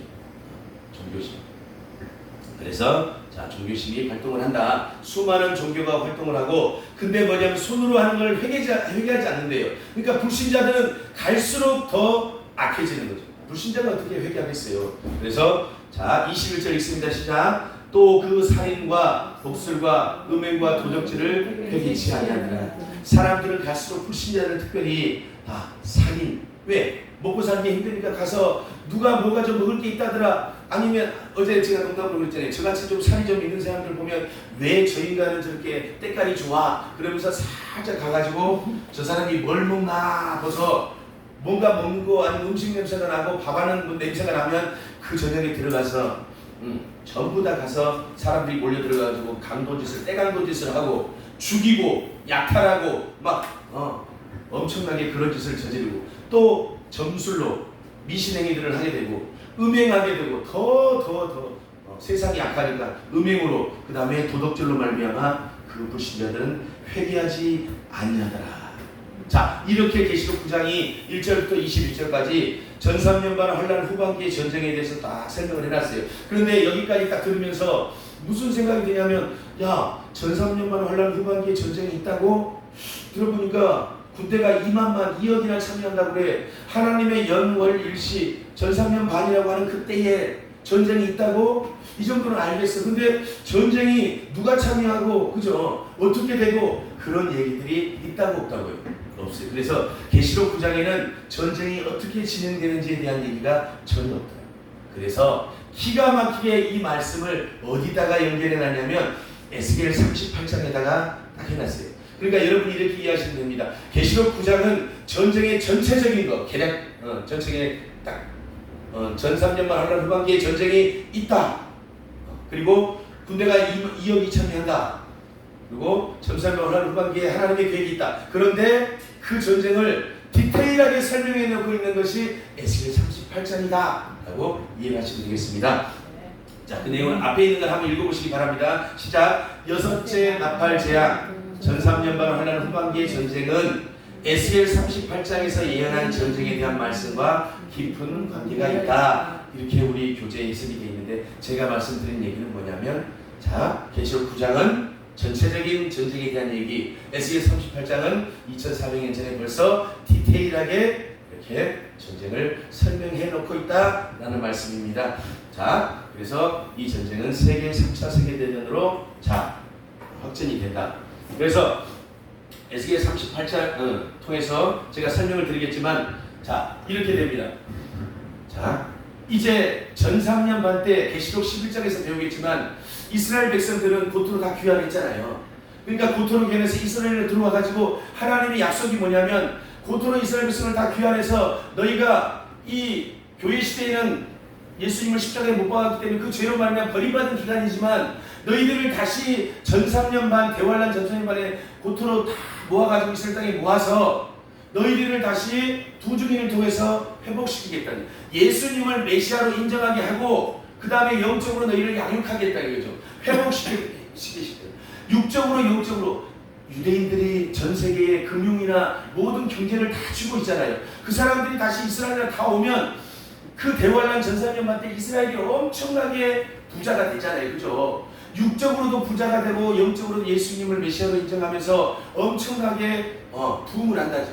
부흥하게 돼 있습니다. 그래서 성령님이 여기 교회 시대에 다 끝나고 나면 예루살렘으로 간다는 말이, 교회 시대 이방 시대의 이방인들의 구원이 끝나잖아요. 그러니까 이제 유대인들의 구원이 전3년반에 있게 되죠. 이렇게 되다 보니까 와, 세상에 이 5달 황충재앙으로 이렇게 어려워지고 전 세계는 먹을 것이 흉년장으로 계속해서 흉년장은 계속해서 이어집니다. 이 대환란 7년 동안 이어지는 가운데 먹고 살기도 힘들고 너무 어려운데, 자, 하나님이 고관한테 그런 마음을 줬다고 계시록에 에스겔 38장에 나와 있지만, 그 소련의 왕 있잖아요. 러시아의 왕이라고 되어 있는데, 그 곡이 요렇게 쳐다보고 있으니까, 아니 전 세계적으로 너무너무 다 먹고 살기도 힘들고 흉년으로 괴로운데 힘든데, 아니 저 이스라엘 땅을 보니까 왜 저렇게 풍부해? 그러니까 그 마음속에 저 이스라엘 땅에 가가지고 저것들을 뺏고 싶은 마음이 있잖아요. 지금 그렇지 않아도 주변에 다른 사람들도 잘 먹고 좀 뭔가 먹고 사는 사람들한테 가가지고 뺏고 죽이고 약탈하고 난리인데, 러시아 고객의 마음에 주변에 그 군대들을 모아가지고 이스라엘 쳐들어가서 침략해서 성공하면 그 많은 것들이 다 자기 것이 될 것 같은 마음이 들잖아요. 근데 역사적으로 보면 러시아가 예루살렘을 침략하는 때는 단 한 번도 없었잖아요. 근데 이때에 하나님이 에스겔 38장을 통해서 처음으로 침략하게, 예루살렘을 침공하게 만드는 그 상황을 하나님이 준비하고 계신다는 거죠. 그게 에스겔 38장에 자 나와 있습니다. 자, 38장 1절, 2절, 3절을 자 같이 한번 읽어보겠습니다. 시작. 여호와의 말씀이 내게 임하여 가라사대, 인자야, 너는 마국 땅에 있는 곧 로스와 메섹과 두바랑으로 얼굴을 향하고 글을 쳐서 예언하여 이르기를, 주 여호와의 말씀에 로스와 메섹과 두바랑고가 내가 너를 대적하여. 자, 하나님의 말씀이 에스겔한테 지금 이루어졌는데 뭐라고 그러냐면, 마국 땅에 있는 곡, 그러니까 마국 땅은 옛날 소련 있잖아요. 그 땅인데 마국 땅의 통치자 이름이 곡이에요. 곡한테, 그 마국 땅은 뭐냐면 로스와 메섹과 두바를 땅이 마국 땅입니다. 거기에 왕 곡에게 얼굴을 향하여 그에게서 예언하는데 뭐냐면, 여호와의 하나님의 말씀에 로스와 메섹과 두바랑고가 내가 너를 대적하여 라고 했습니다. 하나님이 그를 대적한다고 하는데, 자, 마국 땅이 먼저 살펴보겠습니다. 마국 땅은 구소련 지역에 있는 땅의 이름이다. 그리고 곡은 그 땅을 통치하는 자 왕의 이름이다. 그리고 로스와 메섹과 두바랑은 좀 이따가 자 사진 한번 보겠습니다. 러시아의 옛말, 그러니까 로스케, 우리가 로스케 옛날 그랬잖아요. 그죠? 그 로스는 러시아 거기에 옛말이고, 메섹은 모스크바의 옛말이래요. 그리고 두발은 터키 동부 지역에 그쪽이 다 뭐냐면 마곡 땅입니다. 그리고 로스와 메섹과 두바랑 이 지역은 현재 뭐냐면 러시아와 터키 위쪽의 그 주변 지역인데 거기를 통치하고 있는 통치자 이름이 누구라고요? 고기라고. 그래서 내가 너를 대적한다 이 말은 뭐냐면 고기 통치자 있잖아요, 그죠? 그러니까 러시아와 그 주변 국가들을 통치하는 자가 하나님을 대적함으로 하나님께 고기 통치하는 나라를 멸망시킬 계획을 하나님이 가지고 계시다는 거죠. 이해되시죠? 왜 곡이 하나님을 대적하기 때문에 하나님이 곡을 전쟁으로 끌어다가 그 지역을 곡을 멸망시키는 그 전쟁을 하나님이 계획하고 계신다. 자, 38장 4절 5절 6절 읽어보겠습니다. 시작. 너를 돌이켜 갈고리로 내 아가리를 깨고 너와 말과 병기 곧 내 온 군대를 끌어내되 완전한 갑옷을 입고 내 큰 방패와 작은 방패를 가지며 칼을 잡은 큰 무리와 그들과 함께한 한바 방패와 투구를 갖춘 바사와 구스와 돛과 고멜과 그 모든 때와 극한 북방의 도갈마 족속과 그 모든 때 곧 많은 무리를 너와 함께 끌어내리라. 내가 너희를 곡 있잖아요. 내가 너 곡이잖아요. 곡의 아가리를 빼가지고 끌어낸대요. 그냥 끌어낸 게 아니라 아가리를 빼가지고 끌어내는데 그 주변 나라에 있는 지역들을 너와 말과 병기 곧 내 온 군대를 끌어내네. 자, 완전한 갑옷을 입게 하고 전쟁 준비를 다 시켜가지고 끌어낸다는 말이죠. 방패와 작은 방패를 가지고 칼을 잡은 무리를 통해서 자 그들과 함께 끌어내는데 또 누구와 함께 끌어내냐면 바사 페르시아잖아요, 그죠? 이라크 이란 지역에 있는 그 다음에 구스 지역은 이집트 요쪽에 그 다음에 뭐 에티오피아 구스 땅 그 다음에 붓은 뭐냐면 이쪽에 그 아프리카 서아프리카 지역 그쪽에 있는 모든 지역까지도 그 다음에 고멜은 터키 지역이지 않습니까? 터키 땅에 있는 그쪽에 그 다음에 극한의 북한 도갈마 그러면 터키 위쪽에 있는 그런 알바니아 지금 보면 루마니아에 있는 동유럽 국가 이런 나라들까지 다 합쳐가지고 한 군대를 모아서 고가 내너 아가리를 끼워서 끄집어내겠다는 얘기예요. 다시 말해서 곡을 전쟁으로 끌어내는데 누구를 러시아 세력만 끌어내는 게 아니라 러시아 주변에 있는 나라들 다시 말해서 이슬람 세력들 우리가 지금 말하고 있는 이슬람 세력들 그 다음에 또 누구냐면 동유럽 공산권 세력들 그러니까 소위 말해서 뭐냐면 비기독교 국가들을 전부를 한 군대로 만들어 연합군대로 만들어서 내가 전쟁으로 끌어내겠다 이 말이잖아요. 이해되시죠? 그래서 자 비기독교 국가가 한쪽 그리고 이스라엘과 재생로마 동유럽 유럽 연방은 기독교 국가. 그러니까 기독교와 비기독교가 싸우는 전쟁이 이 세계 3차 세계대전이죠. 이해가시죠? 그래서 자, 사진 한번 보겠습니다. 자, 여기 보니까 사진이 자, 여기 러시아, 메섹, 모스크바. 그다음에 여기 두바이, 터키 땅이잖아요. 여기가 터키잖아요. 여기가 터키고 이쪽이 러시아고 여기가 이제 시리아, 이스라엘이 여기가 있잖아요. 그죠? 자, 여기를 중심으로 로스와 메섹과 두발입니다.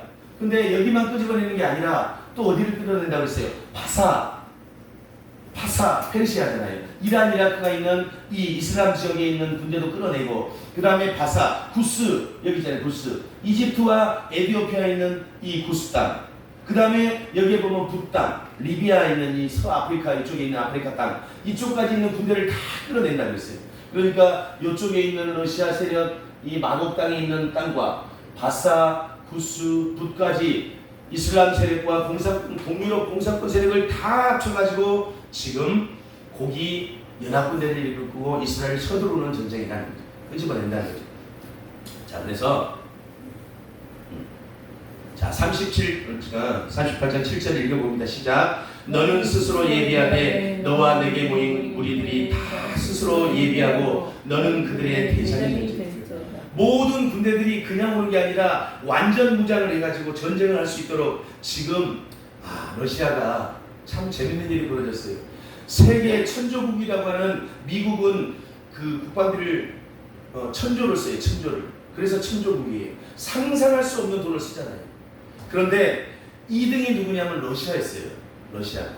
근데 러시아가 이번에 우크라이나 전쟁을 딱 터지고 나니까 러시아가 생각보다 그렇게 대단하지 않다는 게 드러났어요. 그런데 이 전쟁이 끝나고 나면 러시아도 마찬가지고 지금 유럽연방 쪽도 마찬가지고 다시 모든 쪽이 전쟁으로 있잖아요. 다시 전쟁 무기고 뭐고 엄청나게 확보 전쟁이 지금 벌어지고 있어요. 그러니까 전쟁 무기를 엄청나게 지금 여기저기서 사고 있잖아요. 그래서 지금까지는 평화 이렇게 해서 그 2차 세계대전이 끝나고 나서 다 그냥 평안하다 이렇게 살다 보니까 그 탱크들이 썩어가고 녹슬고 이런 걸 별로 신경을 안 썼다니까요.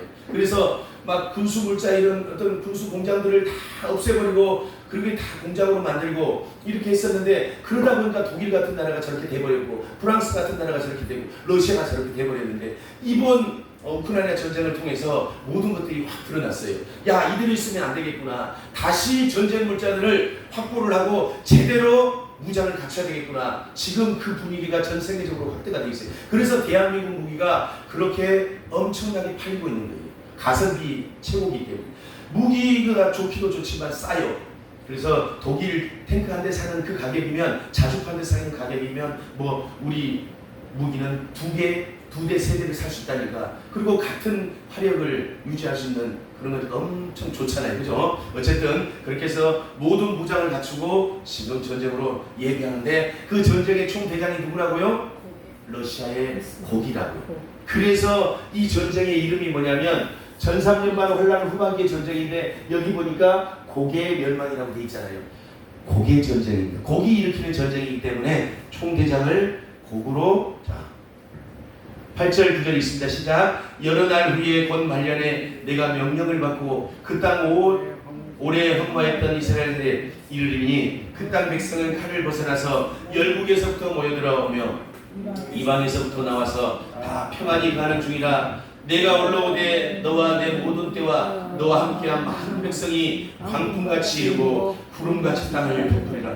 무장을 한 그 백성, 그 온 고개 그 연합 세력들이 지금 구름대같이 몰려온다는 얘기잖아요. 그래서 여러 날 후 말년, 이 말은 뭐냐면 하나님이 예정하신 마지막 때, 그러니까 전삼년반 혼란 후반기 여섯째 나팔이 부러질 때 이 말입니다. 그리고 내가 명령을 받고, 이 말은 하나님께서 곧 러시아와 그 주변 국가들을 통치하는 자인 곡에게 전쟁을 일으킬 마음을 주셔서 전쟁을 일으키게 하시겠다.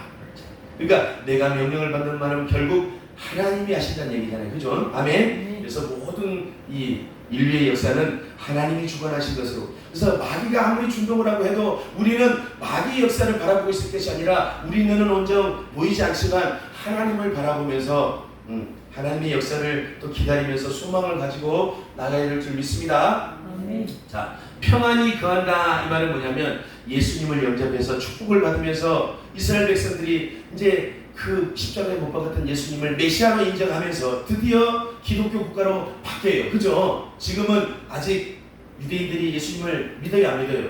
아직은 안 믿고 있잖아요. 아직은 때가 안 됐으니까. 대환란에 안 들어갔으니까. 근데 대환란에 들어가면 그 유대인들이 드디어 예수님을 메시아로 인정하고 나서 이제 기독교 국가로 바뀐다. 그래서 평안히 거한다. 이때는 어디냐면, 이때는 이스라엘 백성들이 그렇게 축복받는 때니까 전삼년 반이 맞구나 라고. 이 에스겔 38장에 있는 이 전쟁은 전삼년 반 혼란 이 후반기에 일어나는 이 전쟁이 맞구나, 이렇게. 자, 그래서 오래 황무했던 이스라엘에 이른단 말은 고기 많은 군대를 이끌고 이스라엘 땅을 침략해 올 것이다, 이 말입니다. 자, 10절 읽겠습니다. 나 주 여호와가 말하노라.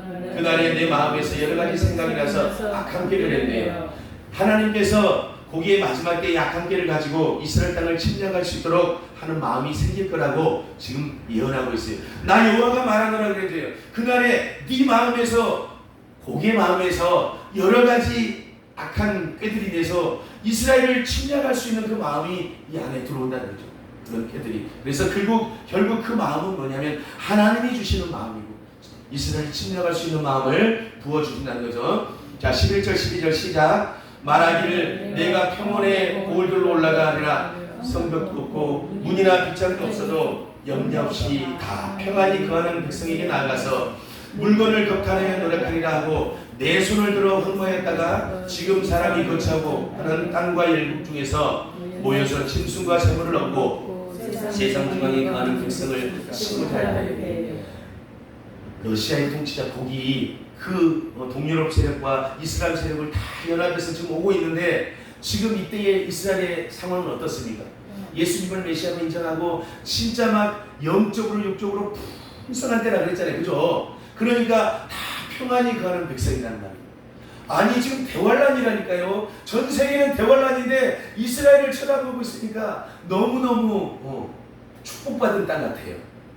우리도 예전에 80년대 이후에 보면 성령의 역사가 강력했을 때는 여기저기 막 그냥 전 나라 이 땅 저 땅에 교회들도 막 여기저기 아침에 자고 일어나면 뭐 대나무 뿌리 죽순이 쭉쭉 올라오듯이 교회가 여기 생겼다가 여기 생겼다. 왜? 은혜를 많이 받으니까 가진 돈으로 막 이렇게 봉사해서 헌신해서 교회들 세우고 그렇게 엄청난 일들 많이 일어났잖아요. 그리고 부흥이 엄청 났었잖아요. 그 부흥이 지금까지 오다가 지금은 이제 그 끝자락이 와가지고 이 끝물을 타고 있는 이런 상황이지만 어쨌든 그 놀라운 축복이 전 3년간에 이스라엘 통해서 도중인을 통해서 일어난다는 거예요. 아멘? 그 평안이 거하는 그 축복의 땅에 고기 쳐다보고 있으니까 배가 아파 미치겠는 거예요. 배가 아파서. 배고파서 미치기도 하지만 배가 아파서 미쳐. 그래가지고 그 땅을 침략할 마음을, 겁탈할 마음을, 노력할 마음을 가져서 겁탈하리라, 노력하리라 라고 말하잖아요. 그래서 근데 하나님께서는 뭐라냐면 그 땅에 거하는 중심을 백성들을 세상에 거하는, 세상의 중앙에 거하는 백성이다 라고 하나님이 인정해 주신다.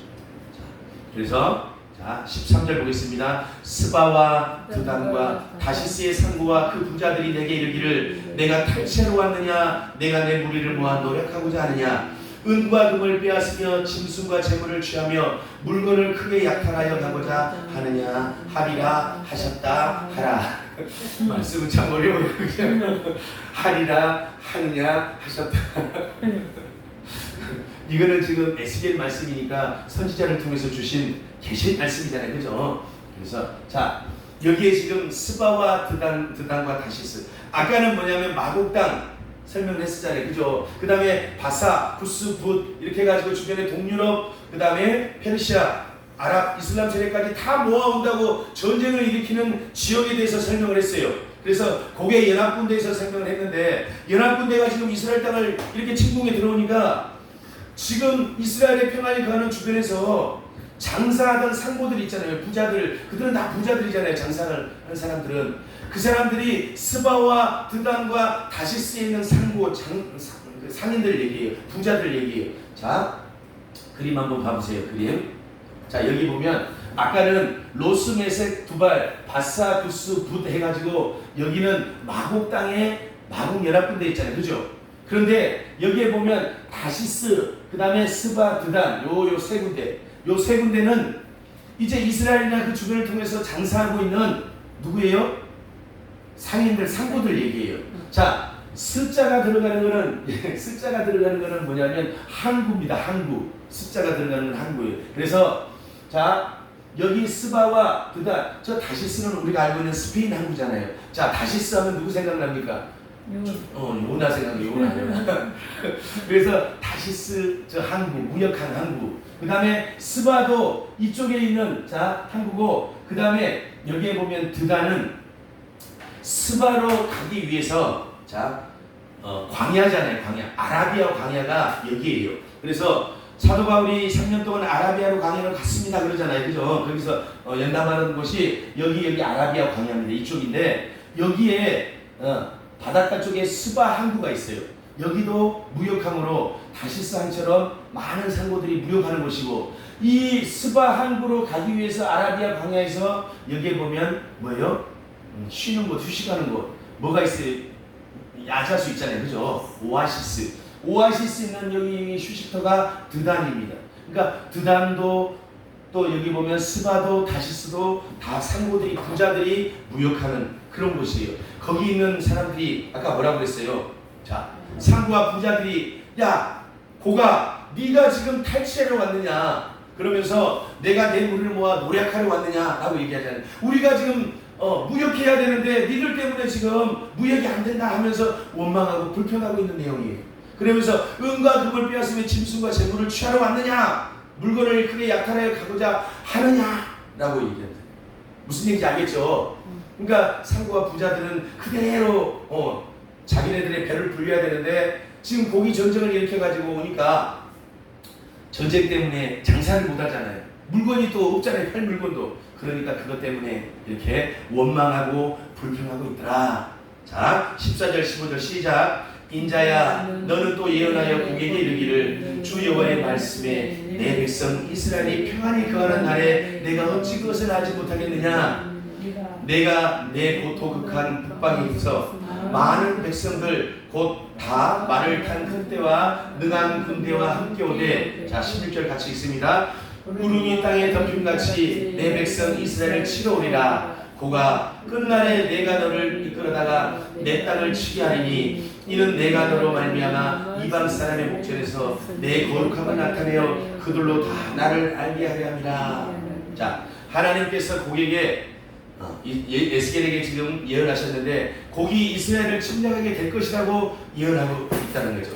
그래서 이스라엘 백성이 평안히 거하는 날이 언제라고요? 자, 전 3년 반 후반기다. 자, 전 3년 반 자체, 전 3년 반에서 자, 그래서 하나님의 보호와 축복을 받으면서 자, 평안히 거하는데 자, 이 내용을 한번 보겠습니다. 고개 세력이 이스라엘을 침략하게 되면 7년 죄악을 맺은 제생로마 제국 통치자가 자, 군대를 돕고 도와준다. 자, 여기 보면 자, 대환란 시작하기 전에 자, 들어가기 전에 한일의 죄악을 이스라엘과 EU 연합, 그러니까 제세노마 통치자가 맺는다 그랬잖아요. 그죠? 그 맺게 되는 상황은 아까 제가 조금 설명을 드렸잖아요. 이스라엘 주변에서 어떤 나라들이 위험하고 전쟁을 일으키니까 두려워서 기도를 하니까 하나님이 제세노마 통치자의 마음에 들어가지고 미가엘 천사를 통해서 이스라엘과 안보조약을 맺어라 라고 해서 자, 맺게 됐다고 했잖아요. 그죠? 그래서 7년 안보조약을 딱 맺고 있는 상황이에요. 그죠? 그러면 이스라엘의 전쟁이 터지면 EU 연방은 당연히 가서 도와주게 돼 있어요. 지금 미국과 대한민국이 안보조약을 맺고 있잖아요. 미국이 전쟁이 나서 가게 돼 있으면 대한민국이 가서 도와주게 돼 있어요. 대한민국이 전쟁이 나면 미국은 무조건 와서 도와주게 돼 있어요. 그래서 지금 중국 앞에 뭐가 있어요? 대만이 있잖아요. 대만이 전쟁이 터지면 미국이 가서 거기 전쟁을 할 거 아니에요. 그러면 우리가 미국 때문에 가서 전쟁을 참여해야 되는데 안 그래도 이것 때문에 머리가 많이 아파요. 그렇습니다. 어쨌든 그런 안보조약을 맺고 있기 때문에 거기 지금 이스라엘을 지금 침략해 오잖아요. 그죠? 후반 전쟁을 통해서 거기 전쟁을 일으켰어요. 그러니까 제생로마 제국 통치자가 가서 도와준다는 얘기예요. 그런데 이 곡은 이 조약이 맺어진 걸 알기 때문에 내가 만일 이슬람과 동유럽 공산권을 통해서 곡의 연합군대를 가지고 모아서 이스라엘 백성들을 치러 가면 재생 로마 제국이 통치자가 EU 연합이 같이 와가지고 전쟁을 일으키게 될까라는 걸 알까요 모를까요? 당연히 알죠. 그렇게 알지만 전쟁을 일으킨다. 지금 그 얘기입니다. 자, 그래서 자 17절 계속해서 읽어보겠습니다. 시작. 나 주 여호와가 말하노라. 내가 옛적에 내 종 이스라엘 선지자들을 빙자하여 말한 사람이 네가 아니냐. 그들이 그때에 여러 해 동안 예언하기를 내가 너를 끌어다가 그들을 치게 하리라 했느니라. 이 말은 뭐냐면 자 여기 보면 내 종 이스라엘 선지자들 빙자하여 말한 사람이 네가 아니냐. 에스겔이나 다니엘을 통해서 이미 내가 옛날에 이미 예언하지 않았느냐. 그 곡이 이스라엘을 치게 된다라고 내가 말하지 않았느냐. 그걸 다시 기억해라 이 말이에요. 이해되시죠? 그러니까 이미 2400년 전에 이전에 에스겔을 통해서 다니엘을 통해서 하나님이 곡이라는 러시아의 어떻게 보면 소련의 어떤 마국 땅의 통치자가 연합세력을 일으켜서 이스라엘 땅을 침략하게 되리라는 걸 다시 한번 상기시키는 말씀입니다. 18절 읽어보겠습니다. 시작. 나 주 여호와가 말하노라. 그날에 곡이 이스라엘 땅을 치러 오면 내 노가 내 얼굴에 나타나라. 하나님이 말씀하시는데 그날에 곡이 어디를요? 이스라엘 평안히 거하는 이스라엘 땅. 전 3년 반에 자 두 증인을 통해서 이스라엘이 엄청나게 축복을 지금 받고 양육받고 있어요. 그죠? 양육받고 있는 평안히 거하는 그때에 곡이 이스라엘 땅을 침략하러 오면 있다잖아요. 그 날에 내 노가, 하나님의 노가 하나님의 얼굴에 나타나는, 하나님의 진노가 나타나는 거예요. 그래서 하나님의 이스라엘 땅을 곡이 침략하게 되면 하나님의 공의로운 진노가 임하게 된다라고 지금 말씀하고 있습니다. 그래서 자 19절부터 이제 23절, 18절까지 배웠는데 여기는 뭐냐면 어떻게 하나님께서 마지막으로 곡의 세력을 멸망시키시는가에 대한 얘기입니다. 자 다시 한번 보겠습니다. 계시록 9장은 1절부터 21절까지 있는데 이 계시록 9장의 얘기는 전삼년반 혼란 후반기에 전쟁이 있습니다라고 전체적인 계약을 딱 못 받고 있다 그랬죠. 그죠? 그런데 그 전쟁에 대해서 디테일하게 누가 참여한다고 했어요? 고기의 연합국이 참여한다고 그랬잖아요. 그죠? 그래서 마국 땅에 있는 고기 대장이 돼가지고 오고, 그 다음에 바사와 부스와 붓, 그래서 이슬람 세력들과 또 누구요? 이쪽에 있는 아프리카, 또 아니면 동유럽 있는 모든 나라들까지 다 모여가지고 연합군대를 일으켜서 이스라엘 땅을 침략하게 된다라고 말씀하셨는데, 그러면 이제 드디어 하나님께서 뭐냐면 그 고개 세력이 이스라엘을 침략하면 하나님의 노가, 하나님의 공의로운 진노가 이스라엘의 그 곡 연합 세력에게 나타나서 무찔러 주시는데, 어떻게 무찔러 주시는지, 하나님의 진노가 어떻게 일어나는지 19절부터 나머지 23절까지 하나님의 공의로운 진노에 대해서 딱 설명하고 있는 부분입니다. 자, 그래서 여러분이 19절을 20절을 같이 한번 읽어보겠습니다. 시작. 내가 투기와 맹렬한 노로 말하겠거니와 그날의 큰 지진이 이스라엘 땅에 일어나서 바다의 고기들과 공중의 새들과 들의 짐승들과 땅에 기는 모든 벌레와 지면에 있는 모든 사람이 내 앞에서 떨 것이며 모든 산이 무너지며 절벽이 떨어지며 모든 성벽이 땅에 떨어지리라.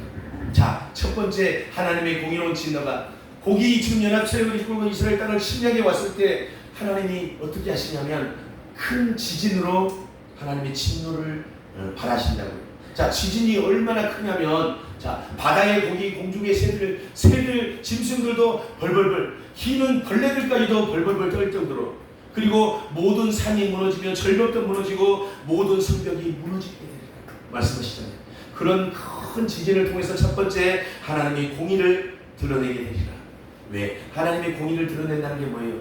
하나님의 거룩하심, 하나님이 하나님 되심을 드러낸다는 거잖아요. 그러니까 네가 아무리 이스라엘 땅을 침략하러 왔어도 그 모든 것은 내가 주관하는 것이다. 나의 거룩함, 나의 영광에 의해서 이루어지는 것이다 라는 것을 하나님이 드러내시기 위해서 이렇게 하나님의 진노를 드러내고 계십니다. 아멘. 그래서 자 21절 계속해서 읽어보겠습니다. 나 주 여호와가 말하노라. 내가 내 모든 산 중에서 그를 칠 칼을 부르리니 각 사람의 칼이 그 형제를 칠 것이오. 자, 이제는 첫 번째는 큰 지진이었어요.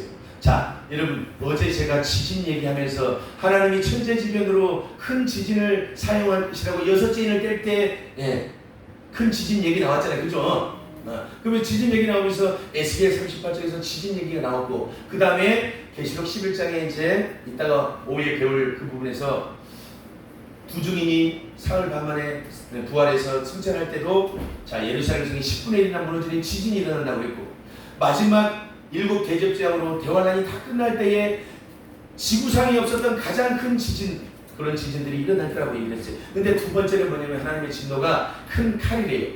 칼은 이 전쟁을 에스겔 38장에 있는 전쟁을 옛날 전쟁이지만 지금 계시록에 있는 말씀과 연관해서 어떤 전쟁을 해석해야 된다고요? 현대 전쟁으로 해석을 해야 된다고요.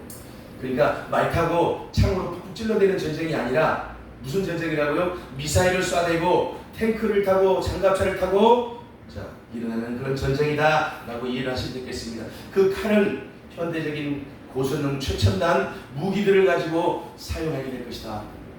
그러면서 각 사람의 칼이 그 형제를 친대요. 뭐냐면 이 형제 친다는 말이 기드온이 위대한 전쟁 했었잖아요. 그죠? 그때 자중질환이 일어났었잖아요. 그러니까 이 고개 전쟁, 그 고개 연합군 그 스스로도 자중질환이 일어나게 된다는 걸 지금 얘기하고 있습니다. 어쨌든 두 번째는 큰 칼인데, 칼은 고성능 현대적인 무기들을 가지고 자 이렇게 하나님의 진노를 드러낼 것이다 라고 이해를 하시면 되겠습니다. 그래서 22절 읽어보겠습니다. 시작. 내가 또 온역과 피로를 분문하여 쏟아지는 폭우와 큰 우박덩이와 불과 유황으로 그와 그 모든 때와 그 함께한 많은 백성에게 비를 내리듯 하리라. 하나님께서 고개 세력을 멸망시킬 때 지진이나 그 다음에 큰 칼이라 했죠. 칼, 전쟁 무기 그것 말고도 온역, 그 악성 전염병이잖아요. 온역을 통해서도 그 다음에 피로 굶는 피를 흘리는 어떤 방법을 통해서도 그 다음에 폭우 엄청난 비를 통해서도 자 우크라이나 쪽에 보면 3월이 되면 겨울에는 얼었잖아요. 겨울이잖아요. 그죠? 3월이 되면 푸니찬가 뭐 어떤 하여튼 그 발음도 어려운데 이게 해빙 얼어가지고 있잖아요. 있던 땅이 녹아가지고 이게 완전 뻘같이 된대요. 그래서 무기들이 탱크들이 거기를 지나가면 이게 움직일 수 없는 상황이 된대요. 그런 상황처럼 비가 많이 오거나 그러면 전쟁 무기들이 탱크가 빠져가지고 움직이지 못하면 무슨 무기가 무기입니까? 무기가 무기 역할을 해야 무기죠. 그런데 기가 막히게 라스푸틴 뭐 하여튼 뭐라고 하는 거기에 한국 무기, 한국 탱크는 기가 막히게 거기를 잘 통과한대요. 미국 무기도 탱크도 안 되고 독일 탱크도 안 되고 프랑스 어떤 영국 탱크도 안 되는데 한국 K2만 거기를 그렇게 그냥 평지를 달리고 있대. 그래서 한국 탱크가 그렇게 인기가 좋답니다. 어쨌든 그런 폭우, 엄청난 비를 통해서 그 다음에 엄청난 우박덩이를 통해서 그 다음에 불과 유황이라고 하는 어떤 그런 무기들을 통해서 자 이렇게 하나님의 진노를 나타내게 된다라고. 그러니까 불과 유황은 아까 무기들 현대적 무기들의 엄청난 위력 활약이라고 했잖아요. 그런 걸 통해서 하나님이 공의를 드러내실 것이다. 에스겔을 통해서 38장을 통해서 2400년 전에 뭐 600년 전에 이렇게 전쟁이 일어날 것을 예언을 했지만 에스겔이 지금 현대 전쟁에 대해서 알겠어요? 모르겠어요? 모르잖아요. 사도 요한도 모를 뿐더러 에스겔도 몰라요. 근데 어쨌든 이런 것으로 일어난다라고 얘기를 하지만 우리가 이 말씀을 현대전으로 확대해서 우리가 이해를 해야 된다는 얘기죠. 그죠? 그래서 왜냐하면 여기에 나와 있는 전삼전반은 우리가 살고 있는 이 시대나 이 시대 이후에 일어나는 현대전이기 때문에 우리가 비행기나 무기나 뭐 현무 파이브 뭐 그런 미사일이나 아니면 그런 것 같은 거 그런 것으로 가지고 전쟁을 하는 것으로 생각을 해야 됩니다. 그래서 칼도 무기 현대 무기다. 불과 유황도 현대 무기의 엄청난 활약들이다. 뭐 그런 것으로 이해를 하면 좋겠습니다. 자 마지막 그림 한번 봐보세요. 이렇게 전쟁이 일어나면 모든 상황이 다 폐허가 되어버립니다. 어마어마한 왜? 미사일 몇 방만 떨어지면 핵무기 몇 방만 떨어지면 그냥 세상이 끝나는 거잖아요. 그죠? 이렇게 초토화가 되는 세상이 거의 그래서 3분의 1의 인구 80억 90억이라고 치면 거의 30억이나 되는 그런 어마어마한 전세계 인구가 죽을 수밖에 없는 전쟁이 전삼년만 환란 후반기의 전쟁이 세계 3차 세계대전 이게 예정되어 있다니까요. 우리 때에 이게 올지 아니면 우리 다음 때 올지 모르지만 항상 우리 때에 온다고 생각하면서 재림대망신앙으로 나아가야 돼요. 그래서 제가 말씀드리잖아요. 이런 대환란이 우주적인 종말이 우리 때에 우리가 죽고 나서 올 수도 있어요. 근데 우리 때에 안 오더라도 우리가 개인의 죽음 종말이 있기 때문에 그것이 똑같은 이런 대환란하고 똑같다니까요. 아멘? 그래서 날마다 이런 걸 생각하면서 재림대망신앙으로 회개하며 절제하며 주님 앞에 나가야 될 줄 믿습니다. 자 이렇게 지진이 일어나고 우박 아니면 뭐 폭우 또 이거는 지진 때문에 쓰나미가 일어나는 거잖아요. 이런 어떤 천재지변을 통해서 전 세계가 어마어마하게 피폐화되고 초토화되고 이런 일들이 전 3년 반에도 일어난다는 거죠. 자 마지막 23절 읽겠습니다. 이와 같이 내가 여러 나라의 눈에 내 존대함과 내 거룩함을 나타내어 나를 알게 하리니 그들이 나를 여호와인 줄 알리라. 자 23절 말씀에 에스겔한테 그렇게 예언하게 하시고 했던 모든 말씀들이 뭐냐면 곡을 아가리를 꿰다가 곡과 마곡 땅에 있는 주변에 있는 모든 세력들을 지금으로 우리로 치면은 파사 지역 그러니까 이라크 이란 이쪽에 이슬람 세력들, 저쪽에 보면 이쪽에 아프리카 지역에 또 이슬람 세력들, 아니면 이쪽에 보면 동유럽 국가들, 이집트나 에티오피아 이쪽까지도 다 합쳐가지고 이슬람과 동유럽 공산군을 다 합쳐서 아가리를 꿰어다가 총대장이 북이잖아요. 그를 이렇게 가지고 이스라엘을 침략하게 만드는 이유가 뭐냐 이거죠. 이유가. 왜냐하면 그들은 비기독교 국가잖아요. 앞으로 무슨 일이 벌어지냐면 이제 전삼년반이 다 끝나고 나면, 이 고개전쟁을 통해서 전삼년반이 끝나고 나면 지금까지 이스라엘을 도와줬던, 한일의 조약을 통해서 도와줬던 그 EU 통치자 있잖아요. 제생로마제국 통치자, 이 통치자가 이 전삼년반이 끝나자마자 지금까지는 잘 도와줬다가 무슨 일이 생기냐면 계시록 11장에 가면 이제 자기가 교만해져서 사탄이 내게 하게 되잖아요. 그러면 자기가 메시아로 등극을 해야 돼. 다시 말해서 적그리스도로 하나님의 계획에서 등극해야 되는데, 내가 적그리스도로 메시아 선포식을 해야 되는데, 그 계시록 11장에 보니까 두 증인이 저그는 메시아가 아니라 적그리스도야라고 자꾸 여기서 얘기를 하니까 두 증인을 죽여야 될 거 아니에요. 그죠? 그래서 도와주던 그 EU 통치자가 여기서 두 증인을 잡아 죽이고, 그 이후에 메시아 선포식을 하면서 메시아로 등극하는, 적그리스도로 등극하는 후삼년반이 이루어졌다 이거죠. 그래서 하나님이 뭐냐면 이때에 뭐냐면 그 하나님을 믿지 않는 모든 이슬람 세력이든 공산권 세력이든 싸그리 다 없애고, 이 이후에 유일하게 남아있는 종교는 뭐밖에 없다? 기독교 국가밖에 남지 않는 그런 하나님의 역사. 그래서 메시아는 어디서 나와요? 메시아는 기독교 국가에서 나와야 될 거 아니에요. 그래서 적그리스도가 나오는데, 적그리스도가 야 무슨 교황이니? 우리는 지금 그렇게 배웠잖아요. 또 아니면 뭐 옛날에 고르바초프 해갖고 여기 그림 그려졌다고 해서 세계를 통치하는 고르바초프 하면서 러시아 소련 대통령 이런 사람 얘기하고 했었잖아요. 그런데 하나님의 계획은 뭐냐면, 메시아가 적그리스도가 나올 수 있는 것은 결국은 뭐냐면 기독교 국가에서 기독교 신앙을 가진 자가 이단 사상을 가지고 나오는 게 적그리스도잖아요. 그죠? 그렇기 때문에 모든 온 세상에 있는 그 종교들을 다 어떻게 보면 없애기 위해서 엄밀히 보면 고개 전쟁을 일으키는 것이다 라고도 볼 수 있어요. 그래서 이스라엘은 그로 말미암아 전쟁을 통해서 연단받으면서 정결해지는 것이고, 그 다음에 이렇게 적그리스도를 준비하는, 그래서 이제 10장이 남아있는데 10장은 10자절까지 얼마 안 되니까 금방 끝내겠습니다만은, 에스겔 9장과 결론을 치면 계시록 9장과 에스겔 38장과 그 다음에 이 계시록 10장, 이 세 장은 결국 엄밀히 보면 무엇을 준비하기 위한 것이냐면, 후삼년반에 이 전삼년반에 제생로마제국 통치자가 이스라엘을 도와줬던 그 사람이 후삼년반에 짐승 적그리스도로 등장하게 되는데, 적그리스도가 출현하게 되는 배경에 대해서 설명해 주고 있다라고 이해하면 되겠어요. 이해가시죠? 그래서 그런 식으로 하나하나 이렇게 정돈을 해서 계시록을 이해를 해보면, 이것은 이런 말씀이야, 이건 이런 말씀이야, 그러면서 깨달아지는 은혜가 더 있을 줄 믿습니다.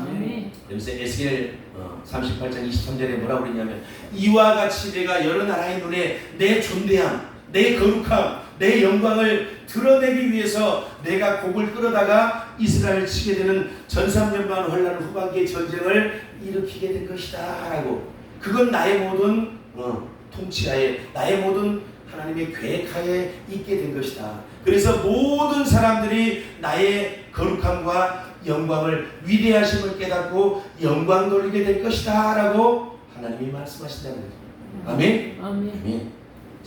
이렇게 자꾸 생각해보면 계시록 말씀들이 너무너무 은혜가 되잖아요. 그죠? 그러니까 처음에 계시록 얘기하고 그러면 막 이렇게 연단 주고, 하나님은 왜 사랑하는 사람들 저렇게 힘들게만 할까, 두렵기만 할까, 이런 생각이 자꾸 들었었는데, 말씀들을 자꾸 많이 이제 보기 시작하고 깨닫기 시작하니까 이 계시록 말씀이 왜 그렇게 은혜가 되고, 왜 그렇게 위로가 되고, 왜 그렇게 사랑스러운 말씀인가. 어떻게 보면 연단은 사랑스럽진 않지만 하나님이 우리를 얼마나 사랑하시는가 깨닫게 된다는 거예요.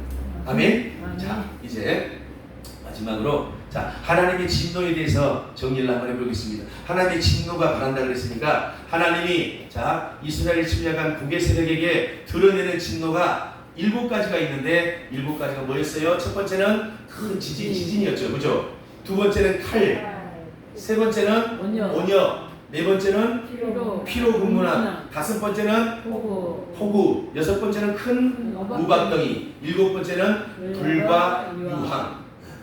그래서 이 7개의 하나님의 공의로운 진노, 이 진노가 계시록 10장에서는 뭘로 나타나 있냐면 7우리라는 표현으로 되어 있다. 하나님이 에스겔을 통해서 이렇게 전산년 반에 하나님의 때에 전쟁을 일으키시게 곡을 통해서 일으키게 하는 그런 계획을 가지고 계시다고 쭉 설명을 해놨는데 이제 뭐냐면 계시록 10장에 오면 이게 하나님의 약속이었다.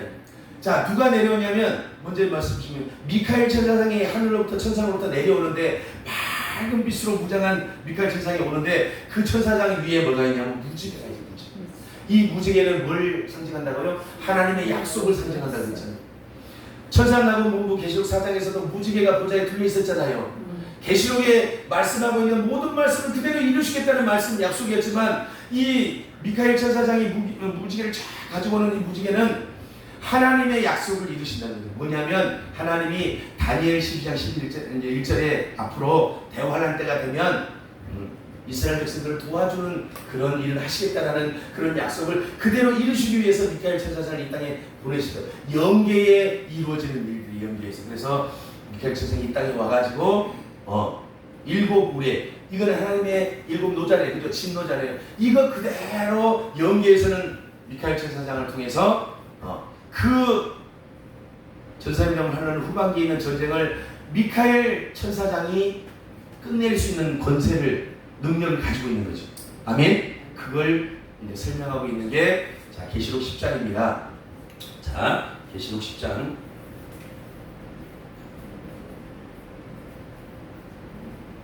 계시록 10장 들어가겠습니다. 자, 계시록 10장을 해석하기 전에 참고적으로 알아야 될 사항. 자, 3가지 여기 나와 있는 걸 좀 잘 보십시오.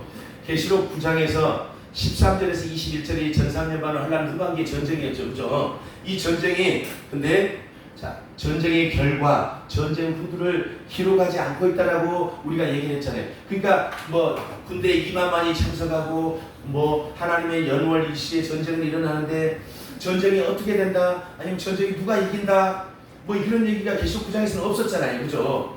그 내용을 어디에서 설명하고 있냐면 에스겔 38장에서 6째 나팔이 부러지는 전쟁, 즉 고개 전쟁 때에 그 전쟁이 어떻게 진행되고 전쟁의 과정, 그 다음에 어떤 군대가 참여하고, 그래서 내용을 보니까 고기 연합군대를 사용하는데 마국 땅, 그 다음에 이슬람 군대, 동유럽 군대를 다 모아서 온다는 내용들이 에스겔 38장에 있었잖아요. 그리고 전쟁의 결과 누가 이겨요? 누가 이긴다고 돼 있어요? 하나님의 진노로 말미암아 고개 연합군대를 쓸어버린다고 돼 있었잖아요. 아까 에스겔 38장 28절까지. 그런 내용들을 통해서 전쟁의 결과까지 에스겔 38장에서 디테일한 설명을 해줬단 말이죠. 상세 설명을.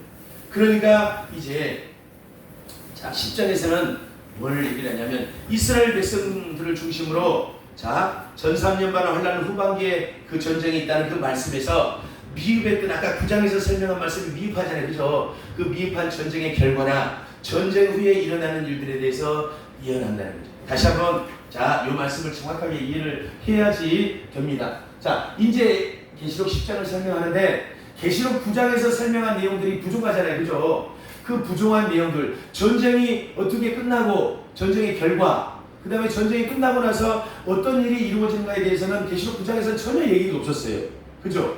그 얘기들을 계시록 10장에서 이제 설명을 해주겠다라는 얘기입니다. 아시겠죠? 자, 연계에 대한 의미를 보면 그런 얘기입니다. 연계에서는 어떤 일이 일어나는지 한번 보겠습니다. 자, 계시록 10장 1절 시작. 내가 또 보니 힘센 다른 천사가 구름을 입고 하늘에서 내려오는데 그 머리 위에 무지개가 있고 그 얼굴은 해 같고 그 발은 불기둥 같더라. 미가엘 천사가 구름을 통과해서 쫙 내려온다고 되어 있네요. 그런데 자, 미가엘 천사 위에 뭐가 있다고요? 무지개가 있대요. 무지개. 하나님의 약속인 무지개가 있대요. 자, 무지개 생각하면서 여기까지 하고 잠깐 우리 찬양 하나 하고 화장실 다녀오시고 자, 계속해서 하겠습니다. 자, 오전에는 시간이 30분이나 더 기네요. 그러니까 여유가 있습니다. 자, 우리 91장. 자, 죄송합니다. 168장. 168장 같이 찬양합니다. 성경 168장.